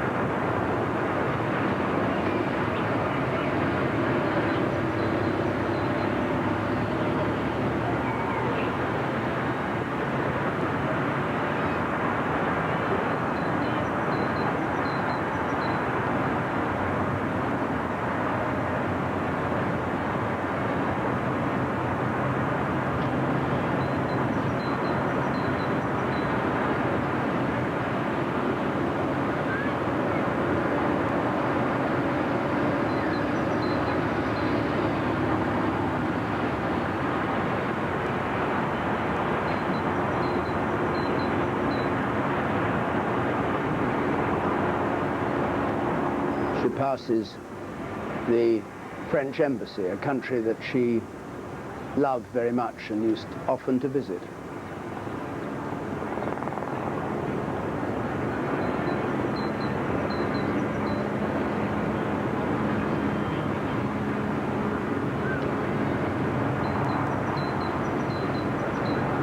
Lifeguards outside the barracks in Hyde Park.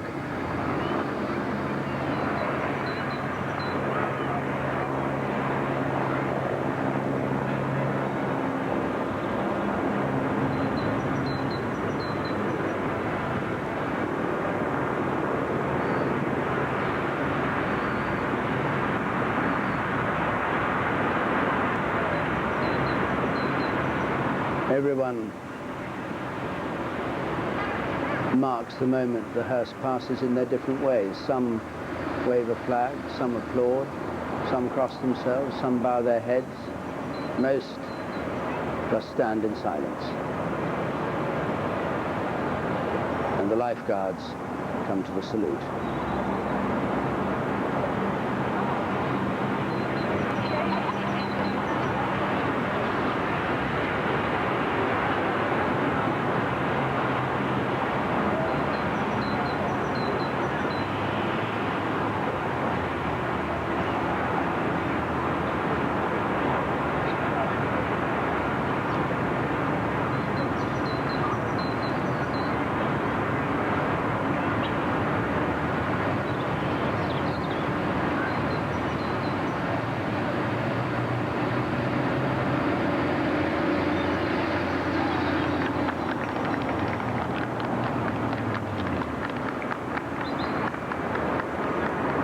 the Prince of Wales Gate, and in a moment the cortege will leave Hyde Park and go through Coalbrookdale Gate, normally closed, ornate black gates, which are one of the entrances into Kensington Gardens. Kensington Gardens of Round Pond fame, and with its statue of Peter Pan, and with the great Victorian Gothic memorial to Prince Albert, which stands opposite the Albert Hall.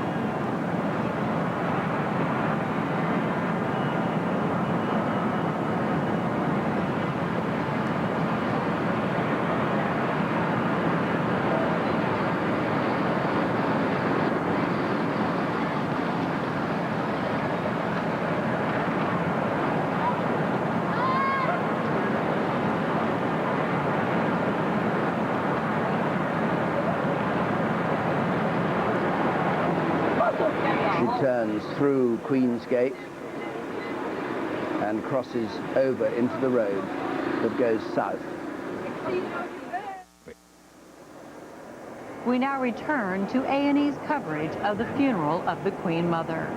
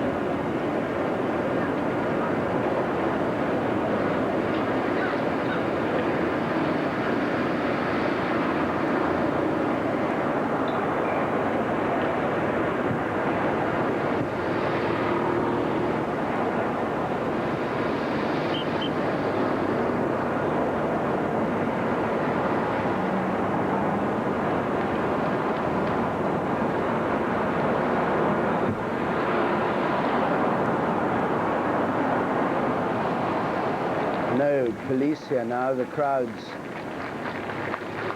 almost closing the road, throwing flowers. No barricades.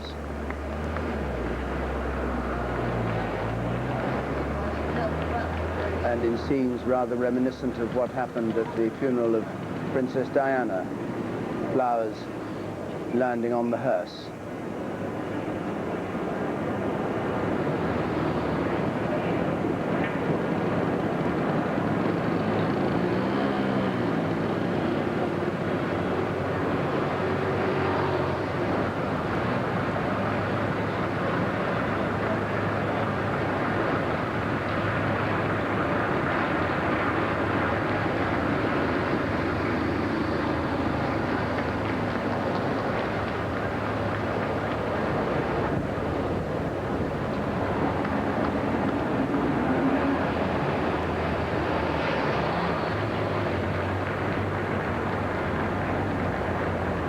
The procession goes past Imperial College, part of London University, of which the Queen Mother was for many years Chancellor. It goes past Baden-Powell House, the headquarters of the Boy Scouts, or the Scouting movement, and then turns right into Cromwell Road.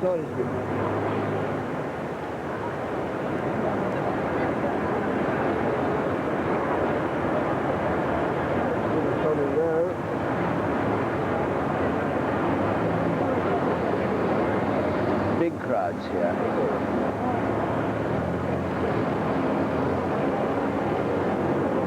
is the road that leads west out of London. The Cromwell Road, which heads down towards Hammersmith.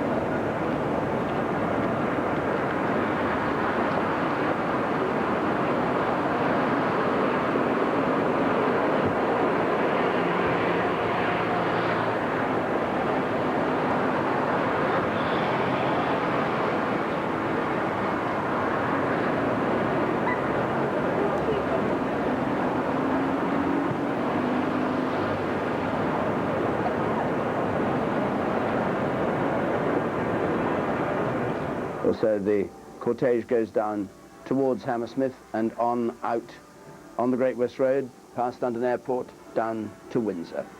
And we will catch up with it when we have cameras there. When it goes through, it's going to slow down if there's a crowd at any of the junctions on the way down. We can hear still these bells ringing over 5,000 changes. It's going to take them 2.5 hours.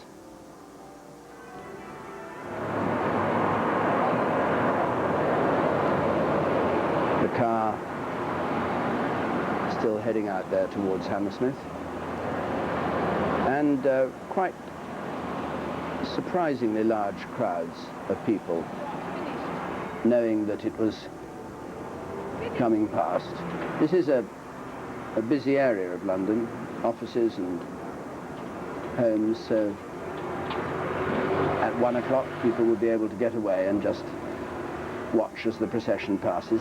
Well, let's now go from here at Westminster to the final destination of this journey today, to Windsor Castle, and join Brian Hanrahan. David, Windsor, this grand castle that dominates the skyline, has always been a favourite place for the Queen Mother, but it was her private place. It was somewhere where she went to get away from the public eye and the pressures of state, and it's where she'll be brought today to be buried.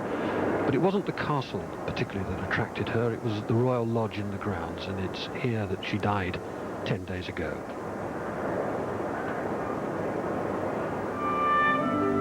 The Royal Lodge at Windsor was the Queen Mother's haven, It was presented to her husband, then the Duke of York, in 1931, and was the backdrop before which her young family grew up.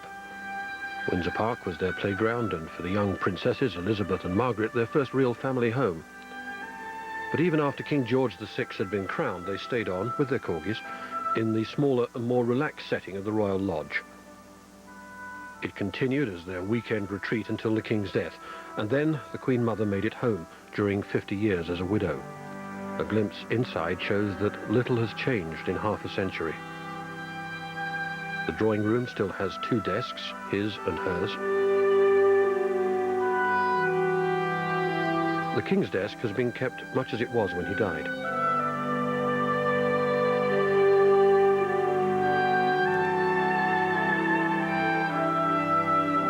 Some of the furniture's threadbare. She didn't want much to change. The decorations in the same style, her taste unchanged by the decades. It was the house they created as a young married couple, and she kept it that way until the end. Outside, the garden too was their creation. The King liked to potter in it as a distraction from affairs of state, and she liked to tell visitors that the King practically made the garden himself.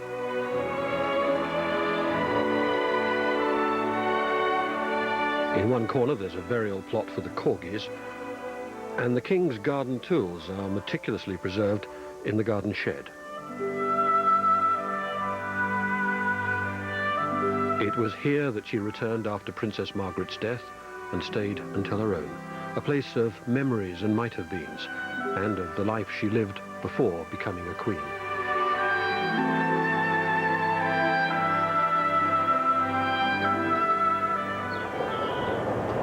And so much of her life was centered here, particularly the war years, where the castle became the retreat for the royal family, where the young princesses were brought up in private, in safety. They were practically imprisoned behind these walls as though they were medieval prisoners from years ago, in order to keep them safe, with very little company and very few other children. And that was the price that they paid, the Queen Mother and her family, for staying in Britain during the war years, the decision that made them so popular. Let's go back to the route that the Queen Mother's cortege is taking, and at its destination, which is Windsor, now filling up. And Brian Hanrahan is there. Brian. David, a very surprising turn. People are packing into the town. They are now, the entire high street has filled up very rapidly indeed. A little while ago there was hardly anybody here, and then everybody has come out into the streets. They've now filled up all the spaces. Indeed, the police have been allowing them onto the green of the next to the castle walls, because there's just not enough room left for them all to fit into the streets themselves. So what has happened is they've been allowed to climb up here and to take vantage points up against the walls of the castle, where they can look down onto the high street as the cortege arrives. It's a bit full of twists and turns, this funeral, this period of mourning, because here, as indeed nationally, the way it seemed to work out, this morning when I came here, there were maybe 20 people who'd arrived about 6 o'clock this morning, and for a long time nobody else, and then everyone has erupted onto the streets, so they probably all come from the town. So this is going to be a very emotional homecoming. The local council are lined up at the gates of the castle, the deputy mayor in his robes, the mayor was in Westminster Abbey, and the chief executive, although he's dressed up as the old-fashioned town clerk with his wig and his robes, and the freemen of the city. And inside we have, outside the castle, the families who actually live inside the castle, probably of the clergy and of the military knights of Windsor, who are waiting for the Queen Mother to arrive.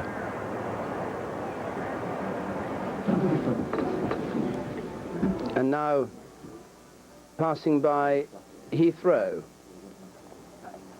to the northwest, having gone past the main parts of the runways, and still people who've come out onto the streets.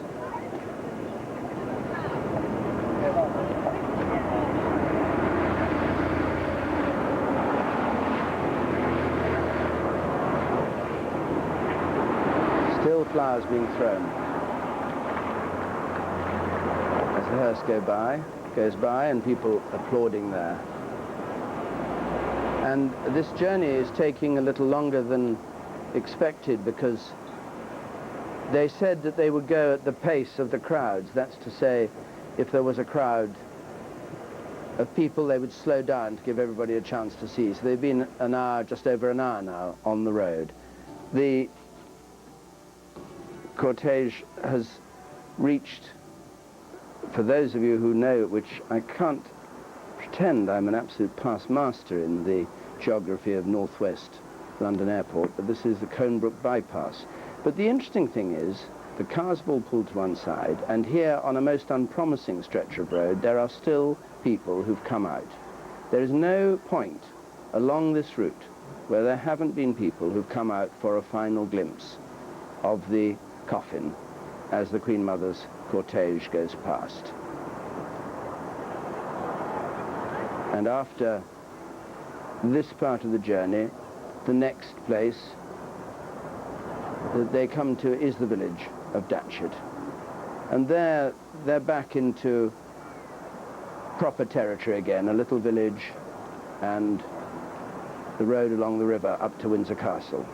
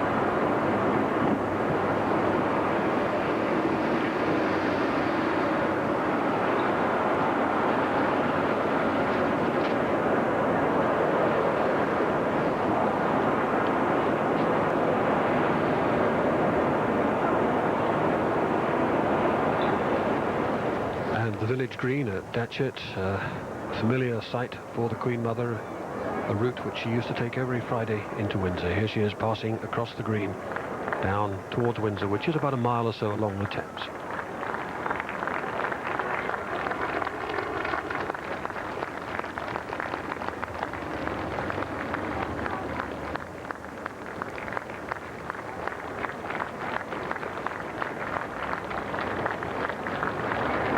Down the High Street, across the level crossing being held open for her.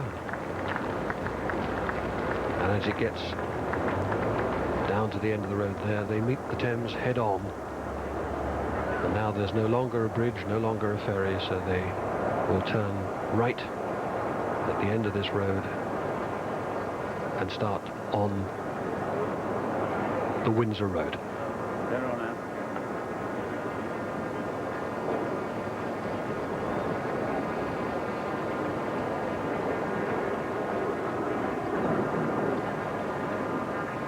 Moving briskly, at a steady pace. All this rather like an old-fashioned funeral, where once when a hearse went by, everybody stopped and stood in silence and bowed their heads. Something there isn't time for today, but that's the atmosphere here, as people who feel they know the Queen Mother have come here to stop and mark her passage.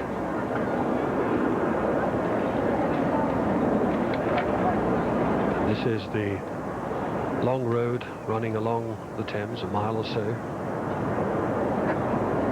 And this is where you get your first glimpse of Windsor Castle if you're coming on this, the back route into Windsor Park, just across the other side of the river.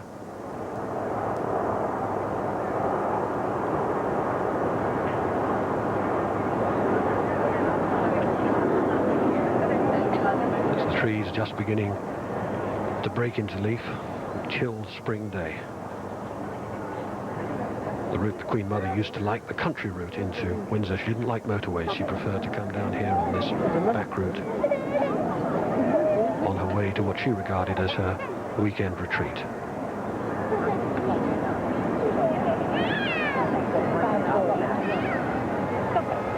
But Windsor, which was always the secure base out of the public eye where she could rest and bring up her family and retreat from public show, and some would say that was the image she fashioned there of a family with high moral standards and great personal charm, helped effectively to rescue the House of Windsor from the difficulties it got into at the time of the abdication.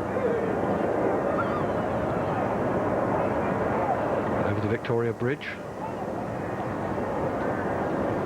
across the Thames, and now they're turning into the recreation ground. Some people standing here, rather chilly open space on this April afternoon. And in the distance there's a glimpse of Eton, one of the Queen Mother's favourite places. Came here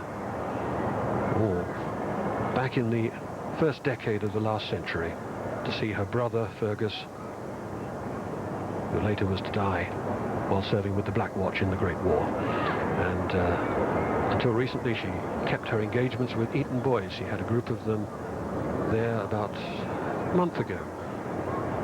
One of her last public engagements was a group of boys from Eton, and she was, people thought, beginning to recover from the cold and the infection that had laid her down over Christmas, but it wasn't to be.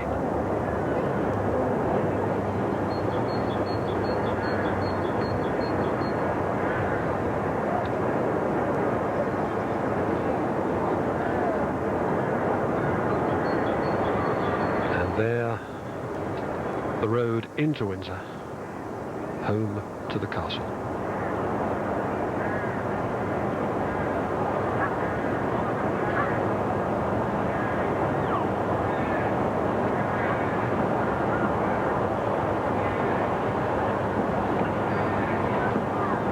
Waiting for her at the edge of the town, the beginning of the crowds of people who've built up here during the last couple of hours after the service finished in the Abbey. They've spilled out onto the streets, waiting to welcome the Queen Mother back to her home.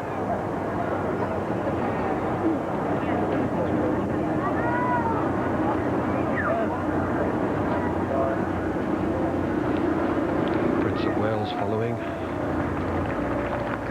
Some comfort to see this warmth being shown for his magical grandmother, as he described her. Riding with the Earl of Strathmore, who's the head of the Bowes-Lyon family, two family members coming with the coffin.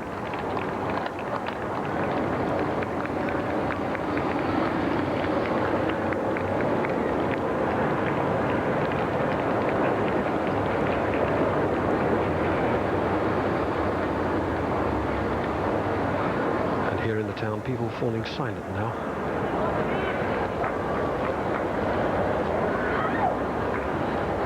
Quite a restrained, quite a Queen Motherly reception, one of dignity.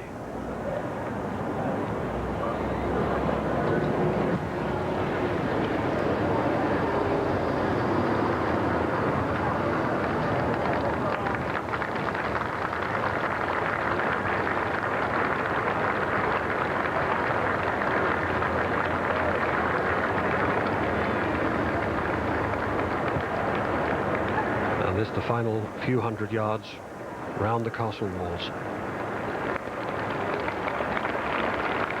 Past this extraordinary turnout of people.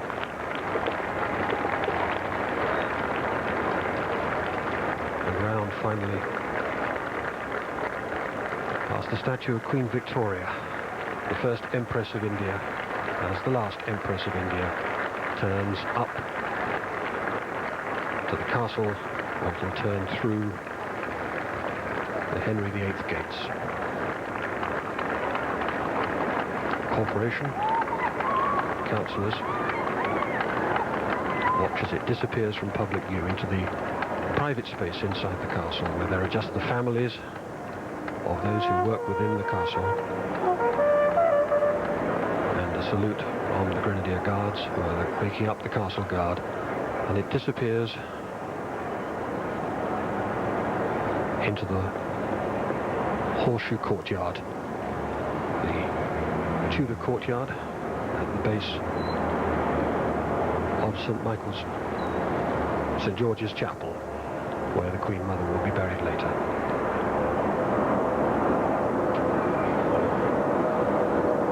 A very swift, a very private departure, and the gates close, and that's the last we shall see.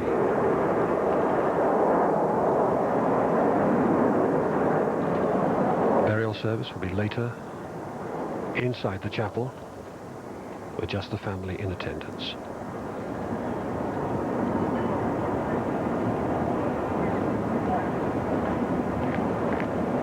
And she'll be buried here,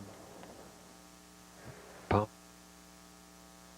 herself to maintaining the monarchy. But most importantly, she will be alongside her Bertie, King George VI, who died 50 years before her, and whose tomb awaits her now. So it's the end of a long love affair with the British people. We've seen in these last few days how deep was the affection for her, how strong the bond between her and her people, and how hard she worked to maintain it. It's a task, becoming queen, that she never wanted, but one that she can now lay aside.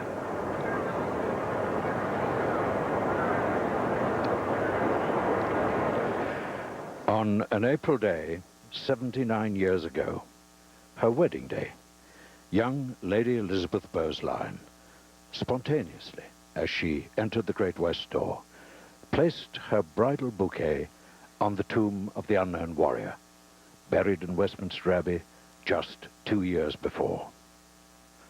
Tomorrow, another April day, at her request, the flowers from her coffin will be brought back to the Abbey from Windsor to lie here among the Flanders poppies.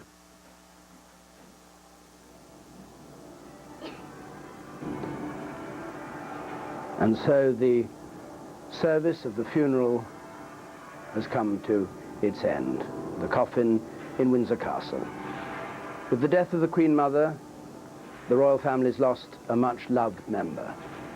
But I think the monarchy too has lost something, the strength of having someone in its ranks who came from an earlier age, who in all the tribulations of recent years stood, as we've heard today, for different values.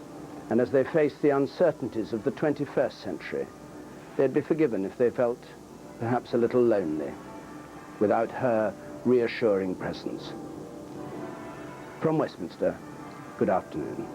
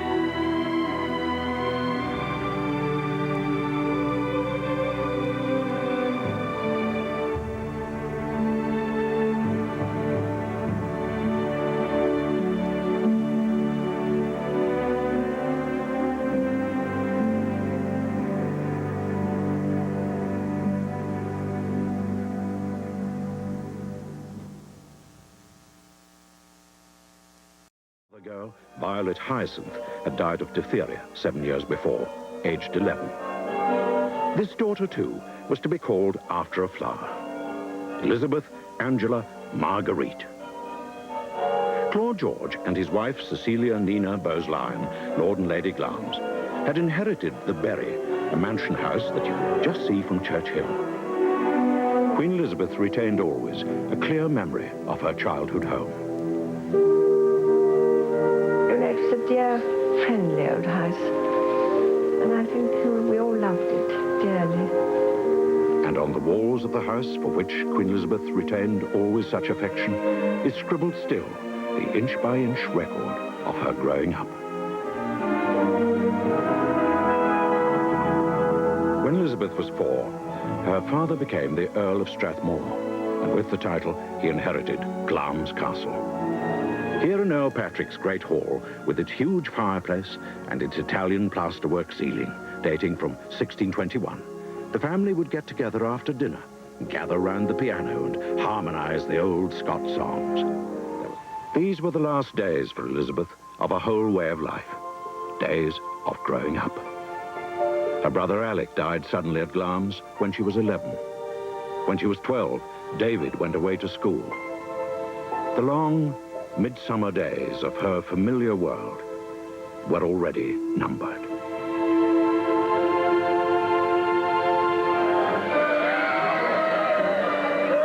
August the 4th, 1914, was a bank holiday. For Elizabeth Bowes-Lyon, it was a special day too, her 14th birthday. The birthday treat, where we all went. And then coming out, of course, the streets were filled with people shouting and full of enthusiasm. By the time Lady Elizabeth was home and tucked up in her bed at 11 p.m., the British Empire was at war. And then those awful 4 years which followed. Terrible war. Elizabeth was sent north, but to a strangely different life from the family holidays of old. She arrived at Glamis within a week of the outbreak of war, and was soon joined by wounded soldiers when the castle became a convalescent home.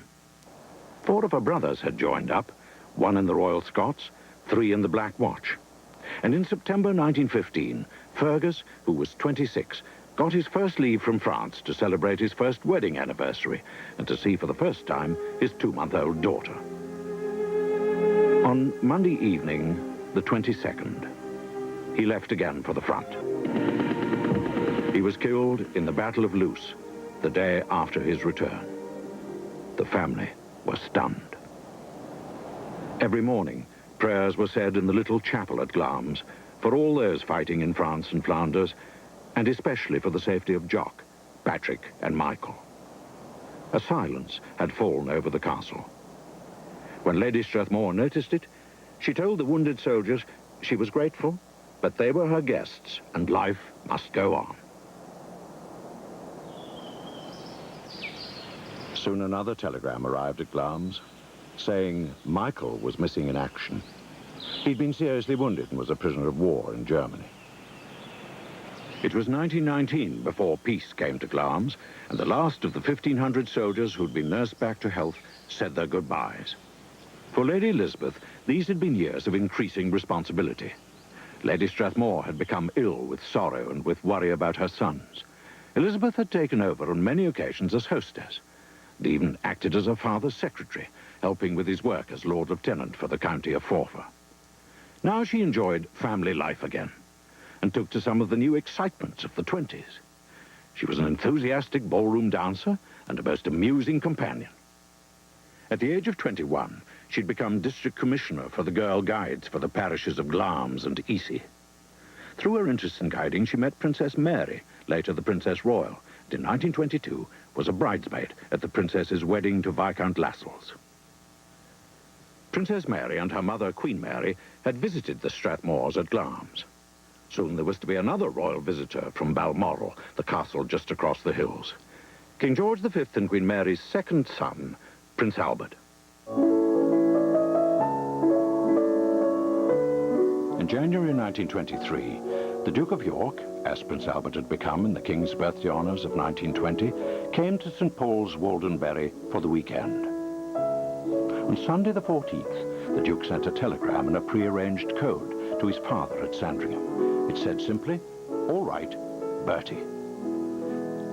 His engagement to Lady Elizabeth Bowes-Lyon was reported in the morning papers of Tuesday the 16th of January, and by the end of the week, Bertie and his bride-to-be were in Sandringham, where Elizabeth successfully faced the ordeal of meeting her formidable in-laws. The King Emperor was captivated. Thursday, the 26th of April, 1923, was the day chosen to be Lady Elizabeth Bowes-Lyon's wedding day. Glamis, where she was known simply as the Lassie, became suddenly as famous as Royal Windsor. The bride chose a simple dress with long sleeves of Nottingham lace and a train of Flanders lace lent by Queen Mary. Her father was in his scarlet uniform as a Lord Lieutenant. With an escort of metropolitan policemen in a carriage sent from the Royal Mews, the bride's small procession left for Westminster Abbey.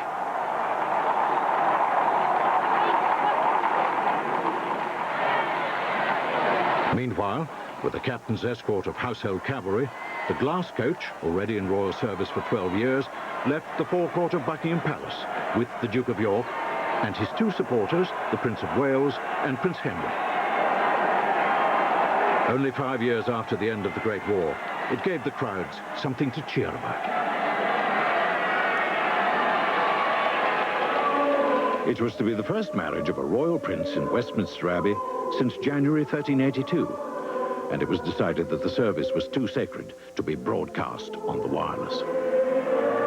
The bridesmaids' flowers were the white roses of York and the white heather of Scotland. It had been planned that the bride would pause to place her bouquet on the cenotaph as she passed along Whitehall, but she'd laid it on the tomb of the unknown warrior on entering the abbey, and at the service had carried no flowers at all. Now, at the cenotaph, the glass coach was slowed to walking pace in tribute to the fallen.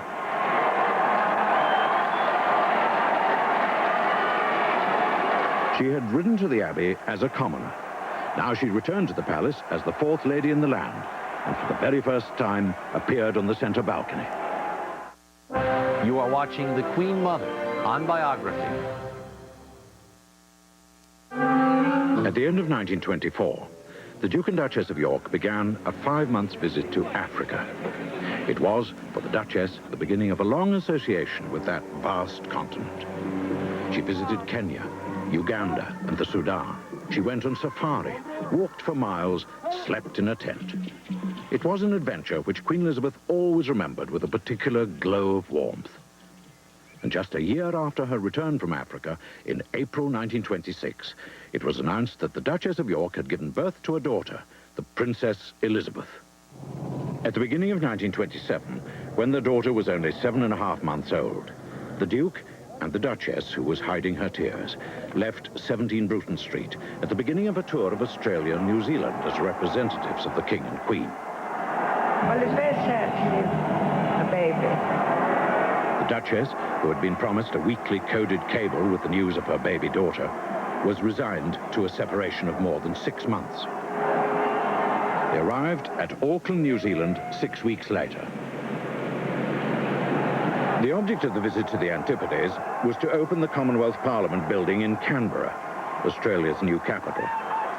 When the Duke of York's elder brother, the Prince of Wales, had visited Australia in 1920, he'd been greeted with much enthusiasm. And the first Commonwealth Parliament had been opened by the Duke's father, King George V, when he had been Duke of York in 1901. So it was with some dread that the Duke, always nervous about speaking in public, but encouraged by the presence of his wife at his side, read the King's speech in a ceremonial identical to that with which he was in later years to become so familiar. The return, on June the 27th, was for the Duke and Duchess unforgettable. The faces of both cannot conceal their youthful excitement at being back after a voyage of 30,000 miles. A greeting from the Prince of Wales. Congratulations from Prince Henry and Prince George. There was one thought in both their minds, the daughter, now 14 months old. Queen Mary had had Princess Elizabeth brought to Buckingham Palace to surprise them.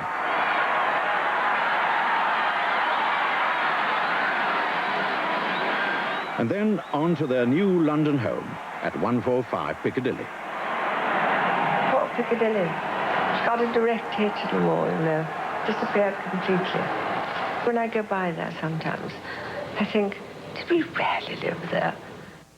4 years after their first child was born, it became known that another child was expected.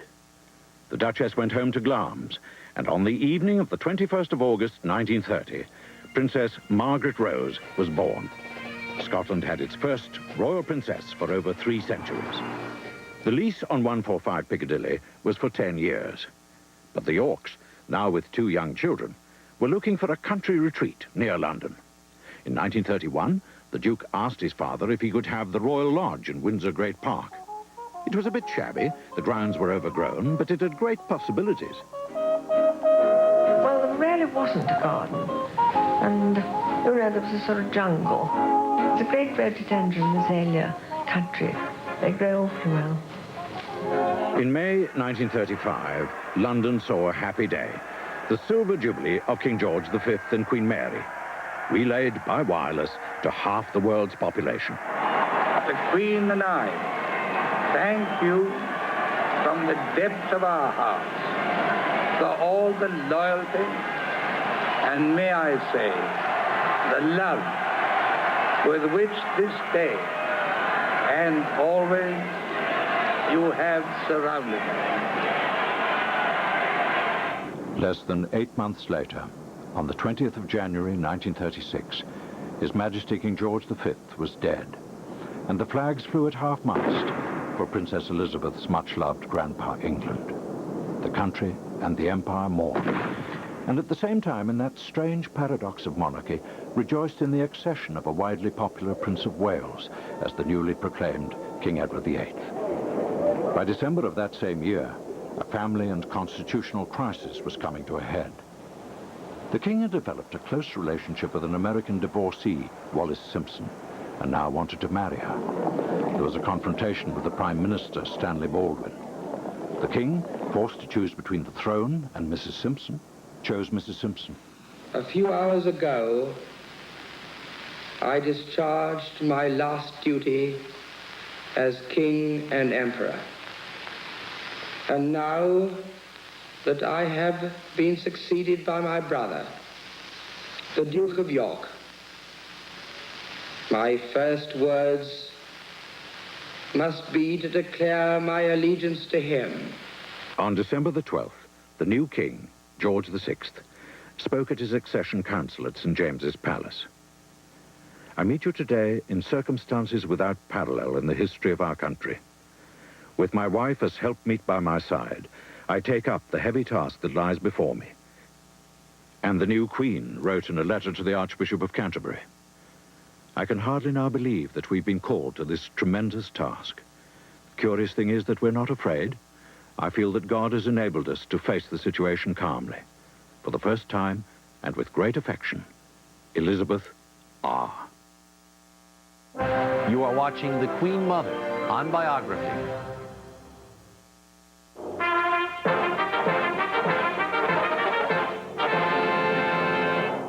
On the 12th of May, 1937, in Westminster Abbey, 2 years after the death of his father, King George V, his second son, Prince Albert, who would have been happy to have lived out the rest of his life as Duke of York, was crowned in place of his elder brother and became King George VI.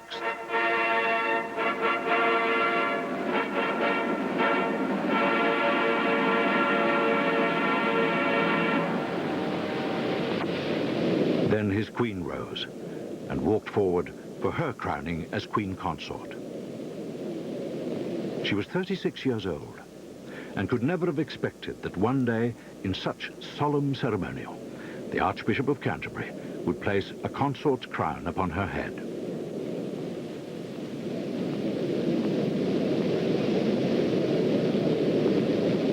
Watched by her family, she walked with the king from the abbey, crowned and holding the scepter and the ivory rod. The Queen and I will peace in our hearts, inspiration of this day. May we ever be worthy of the goodwill which I am proud to think surrounds us at the outset of my reign. I thank you from my heart, and may God bless you all.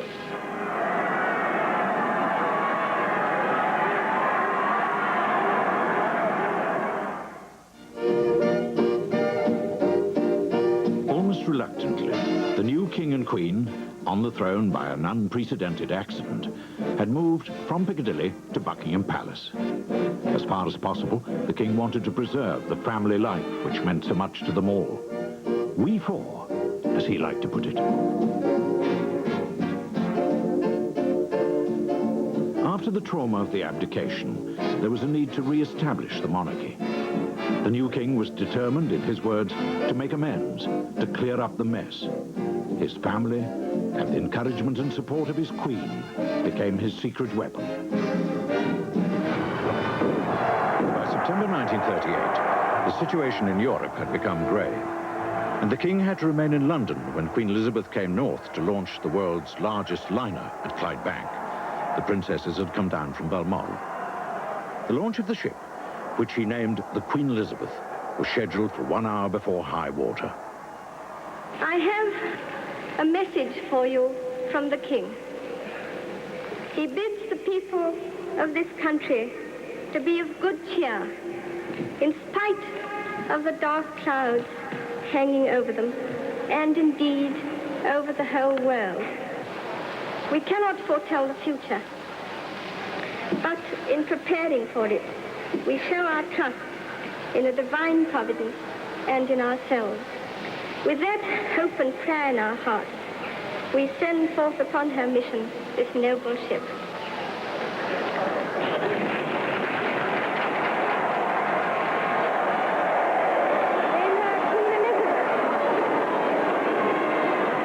In May of 1939, the King and Queen, aboard the Empress of Australia, embarked on the first visit of a reigning sovereign to an overseas dominion, Canada.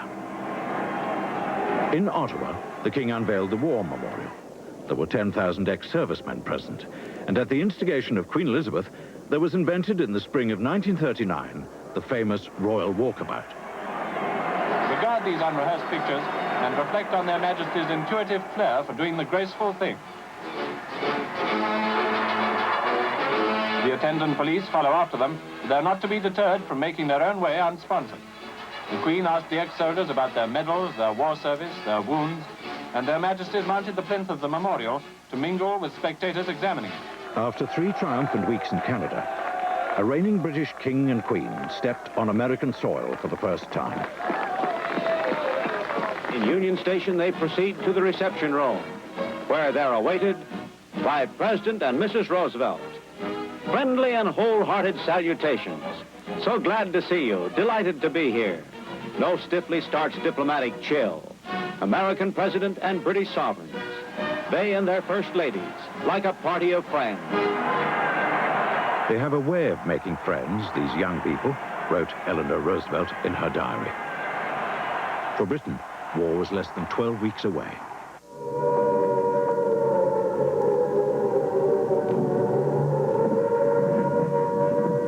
There were many famous wartime broadcasts by Winston Churchill and by His Majesty the King.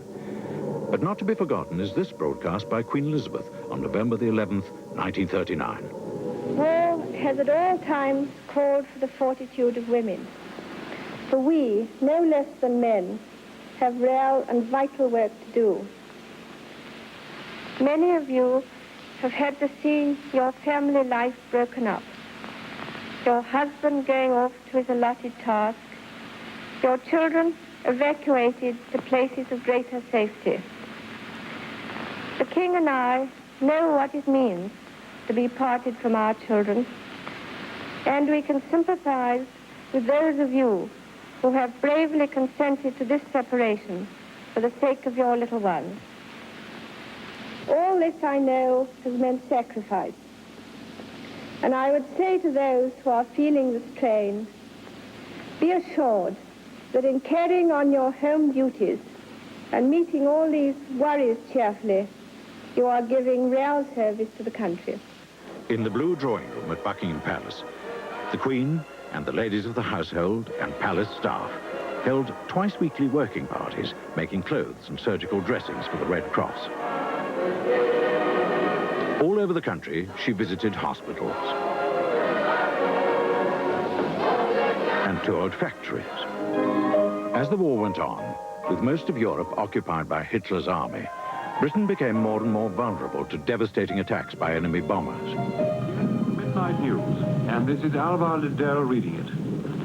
In daylight raids, between 350 and 400 enemy aircraft were launched in 2 attacks against London and southeast England. There were moments when it seemed impossible that Britain could survive the assault. But whenever the horror was at its worst, the King and Queen would appear to show their concern and sympathy.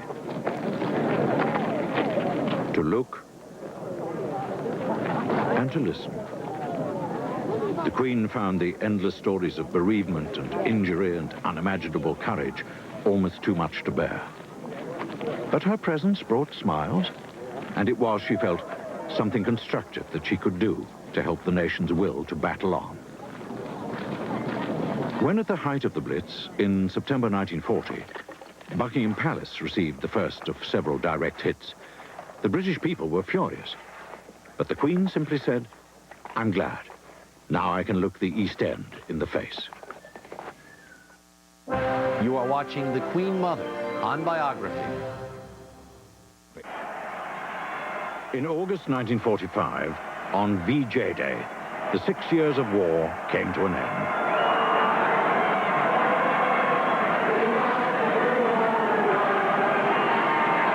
The royal family appeared on a bomb-scarred and rather shaky balcony. The people are so wonderful, wrote Queen Elizabeth. They deserve a better world.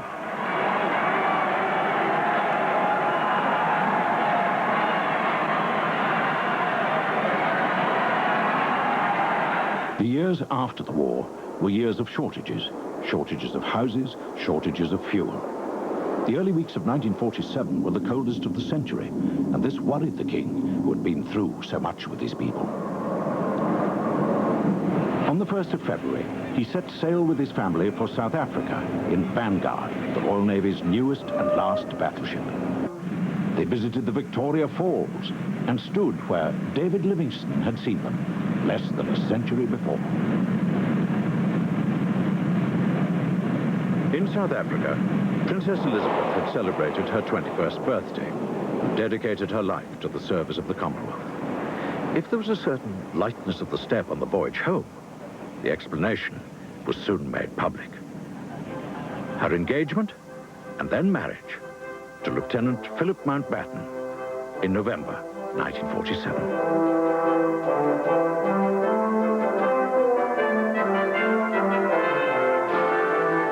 Almost a year later, the King and Queen were given their first grandchild, Prince Charles. The King, who had been ill, was able to be at the christening.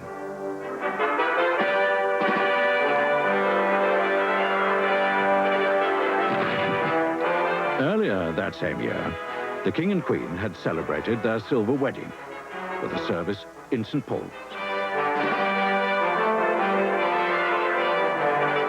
The day was crowned with a 20-mile drive through some of London's poorer districts.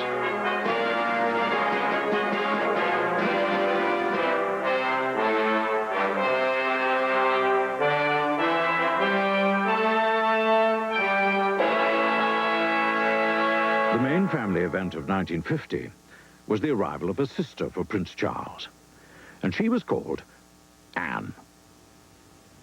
The grandchildren were to be a great comfort to her in the months immediately ahead. In 1951, the King's health again gave cause for anxiety. A heavy smoker, like his father and grandfather before him, George VI had lung cancer and was operated on at Buckingham Palace. A visit to Australia and New Zealand, planned for early in 1952, was now to be undertaken by Princess Elizabeth and her husband. On the 31st of January, they left Heathrow. The King, now just 56 years old, came to watch them go. Princess Elizabeth was never to see her father again.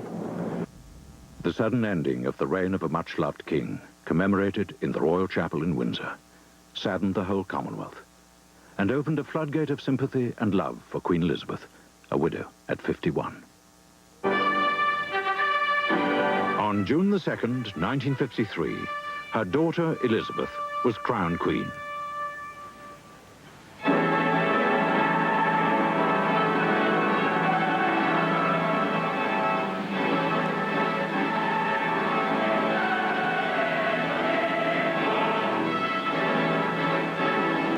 Queen Elizabeth, the Queen Mother, as she'd become known, watched the crowning with her 4.5-year-old grandson, Prince Charles. Later, she joined the royal family on the balcony to watch her fly past.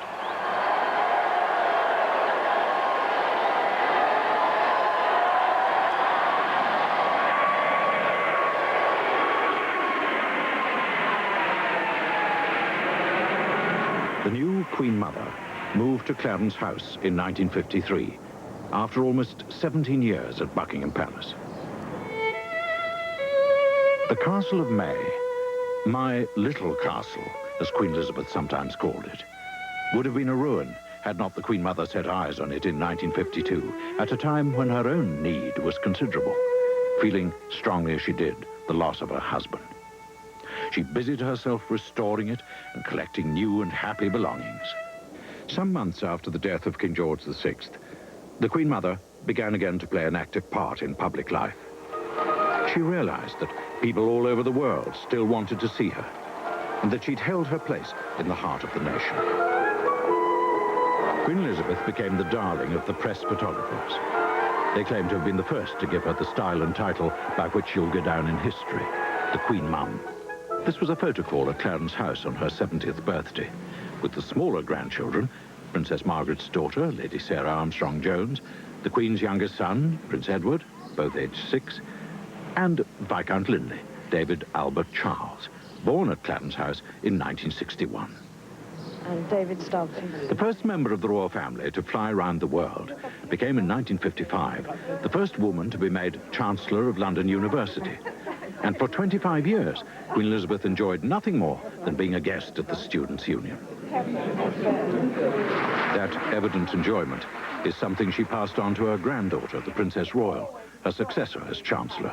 And see you all. And this will be something very precious to remind me of those happy years. Thank you so much. What a lovely thing. Good love and kisses, Brian. All right,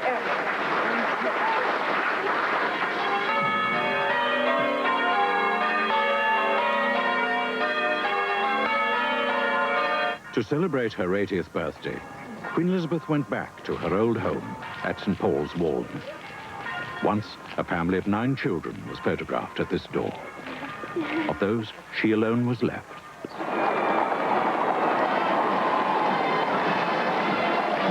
Queen Elizabeth's greatest delight was in mingling duty and pleasure.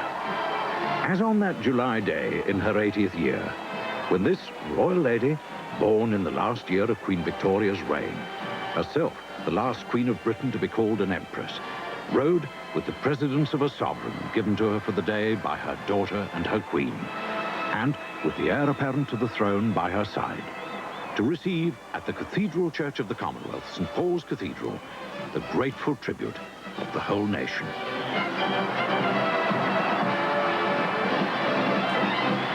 Royalty puts a human face on the operations of government and provides images with which the people of a nation can identify and which they can love.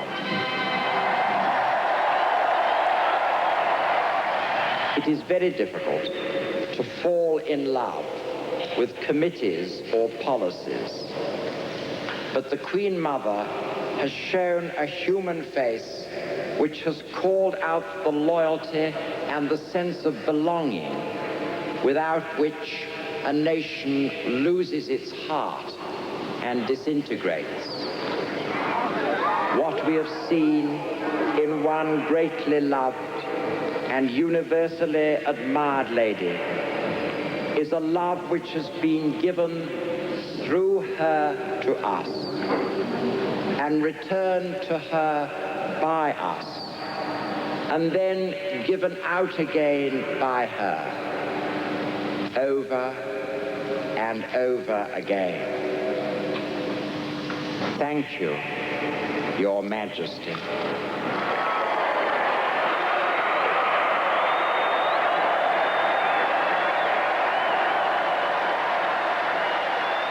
Another moment for rejoicing, the marriage of her eldest grandson, the Prince of Wales, to Lady Diana Spencer, granddaughter of one of her oldest friends, in July 1981.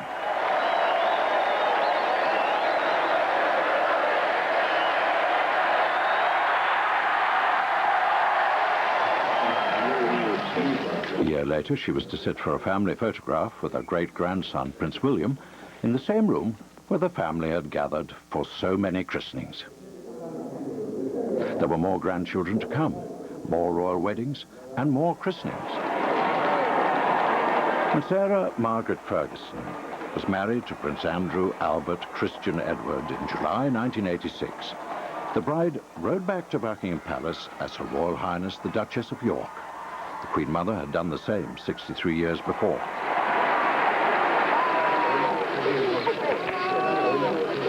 The christening of Princess Eugenie, second daughter of the Duke and Duchess of York, Queen Elizabeth's sixth great-grandchild. Lovely.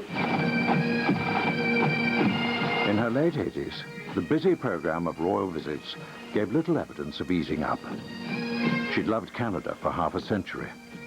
Her own regiment, the Black Watch of Canada, had first formed a guard of honor for their colonel-in-chief when she arrived with King George VI in May 1939. And 50 years later, she drove in the same car which had carried her and her husband on that first visit 3 months before the outbreak of the Second World War.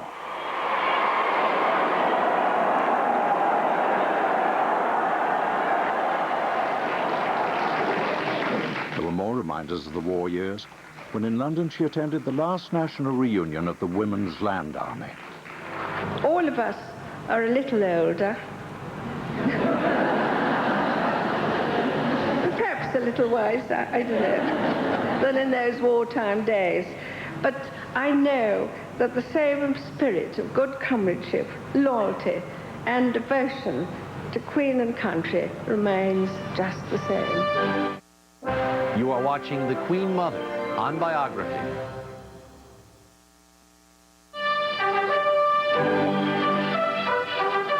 As she entered her 10th decade, the formal tribute on horse guards had turned into something of a wild knees-up, bringing together from all over the world representatives of the organizations to which she devoted so much of her time and personal interest across the years.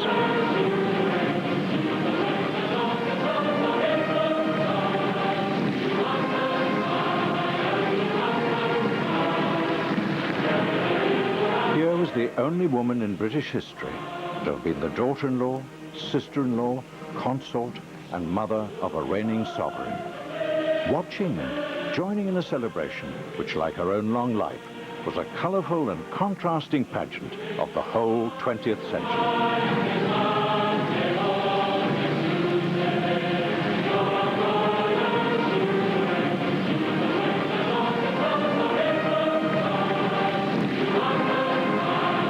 Like to take this opportunity of thanking from my heart those who are on horse guards today to join in celebrating my birthday. To you all, and not least to those who organized this tribute, I offer my warmest gratitude for making this such a marvelous birthday occasion.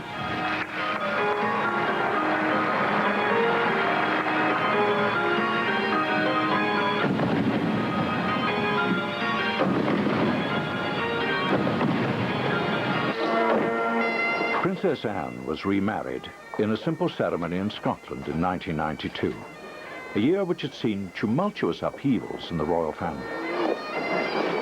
It was a sadness to the Queen Mother that the happiness of her own marriage and home life, so important in restoring the fortunes of the monarchy over 50 years before, eluded some of the younger members of her family. The year ended with a great fire, which burned for 9 hours in the northeast wing of Windsor Castle. The rebuilding and restoration of the castle was to take several years. Meantime, the Queen made several cuts in the cost of the monarchy to the British people. She announced she would pay tax, and she removed from the civil list all members of the royal family, apart from Prince Philip and the Queen Mother and herself. The week-long celebrations remembering the end of the war in Europe 50 years before were launched by the Queen Mother. It gives me very great pleasure to inaugurate the 50th anniversary of VE Day. I do hope that all those who go to the many ceremonies arranged will remember with pride and gratitude those men and women, armed and unarmed, whose courage and foresight rarely helped to bring us to victory. God bless them all.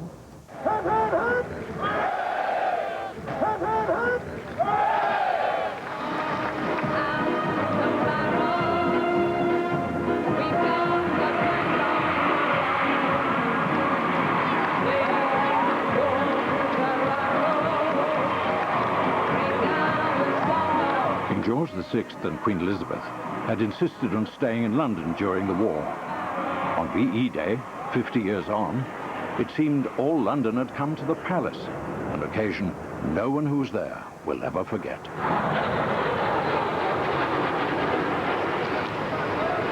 On her annual visit to the Field of Remembrance at Westminster in November, it became obvious that she was in considerable pain.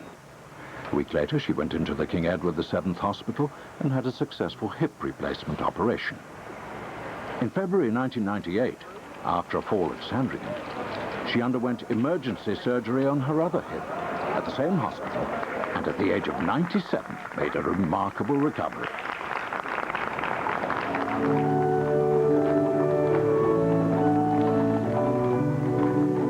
There were sadnesses, too. In her later years, she'd outlived most of her close friends and contemporaries. There was the tragic death of Diana, Princess of Wales.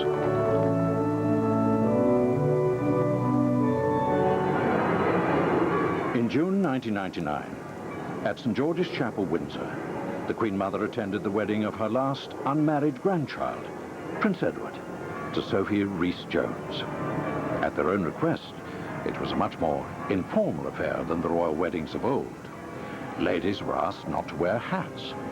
The Queen Mother, as usual, did her own thing.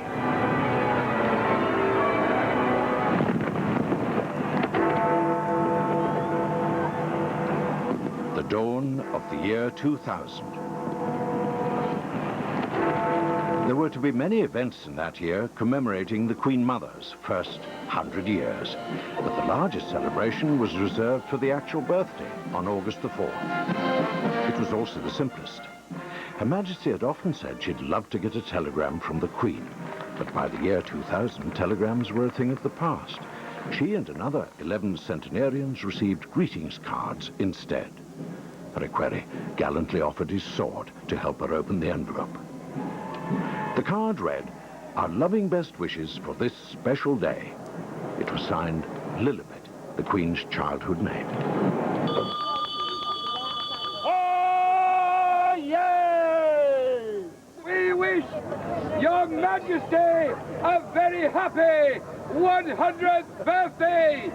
Then the Queen Mother, with Prince Charles, travelled to the palace in an open landau decorated in her racing colours. A crowd of 40,000 waited in the Mall to see her drive past, as she had done on so many historic occasions. A 41-gun salute was fired from Green Park as the carriage passed through the gates of the palace. And at exactly 12:30, the Queen Mother made her way onto the balcony, joined by 3 generations of the royal family.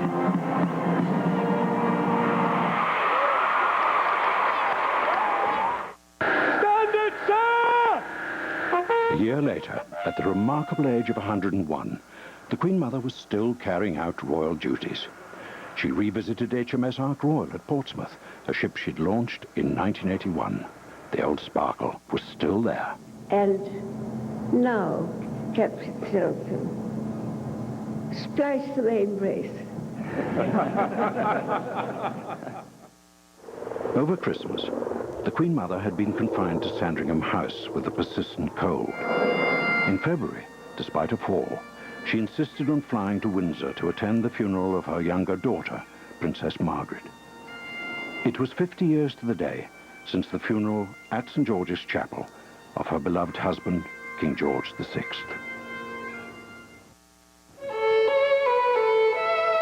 In a long and active life, which spanned all the joys and darknesses of a century, Queen Elizabeth, the Queen Mother, brought great happiness to many. She will be sorely missed.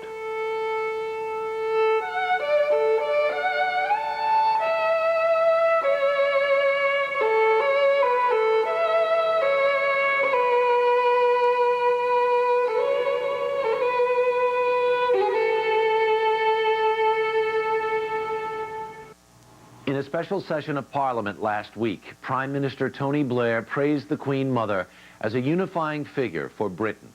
And perhaps the most moving tribute came from Prince Charles, who delivered a eulogy on national television. The Prince spoke of his grandmother's strength, spirit, and humor, and added a very personal note. Oh, how I shall miss her laugh and her wonderful wisdom, as will many others in Britain and around the world. For Biography, I'm Harry Smith. Thanks for being with us.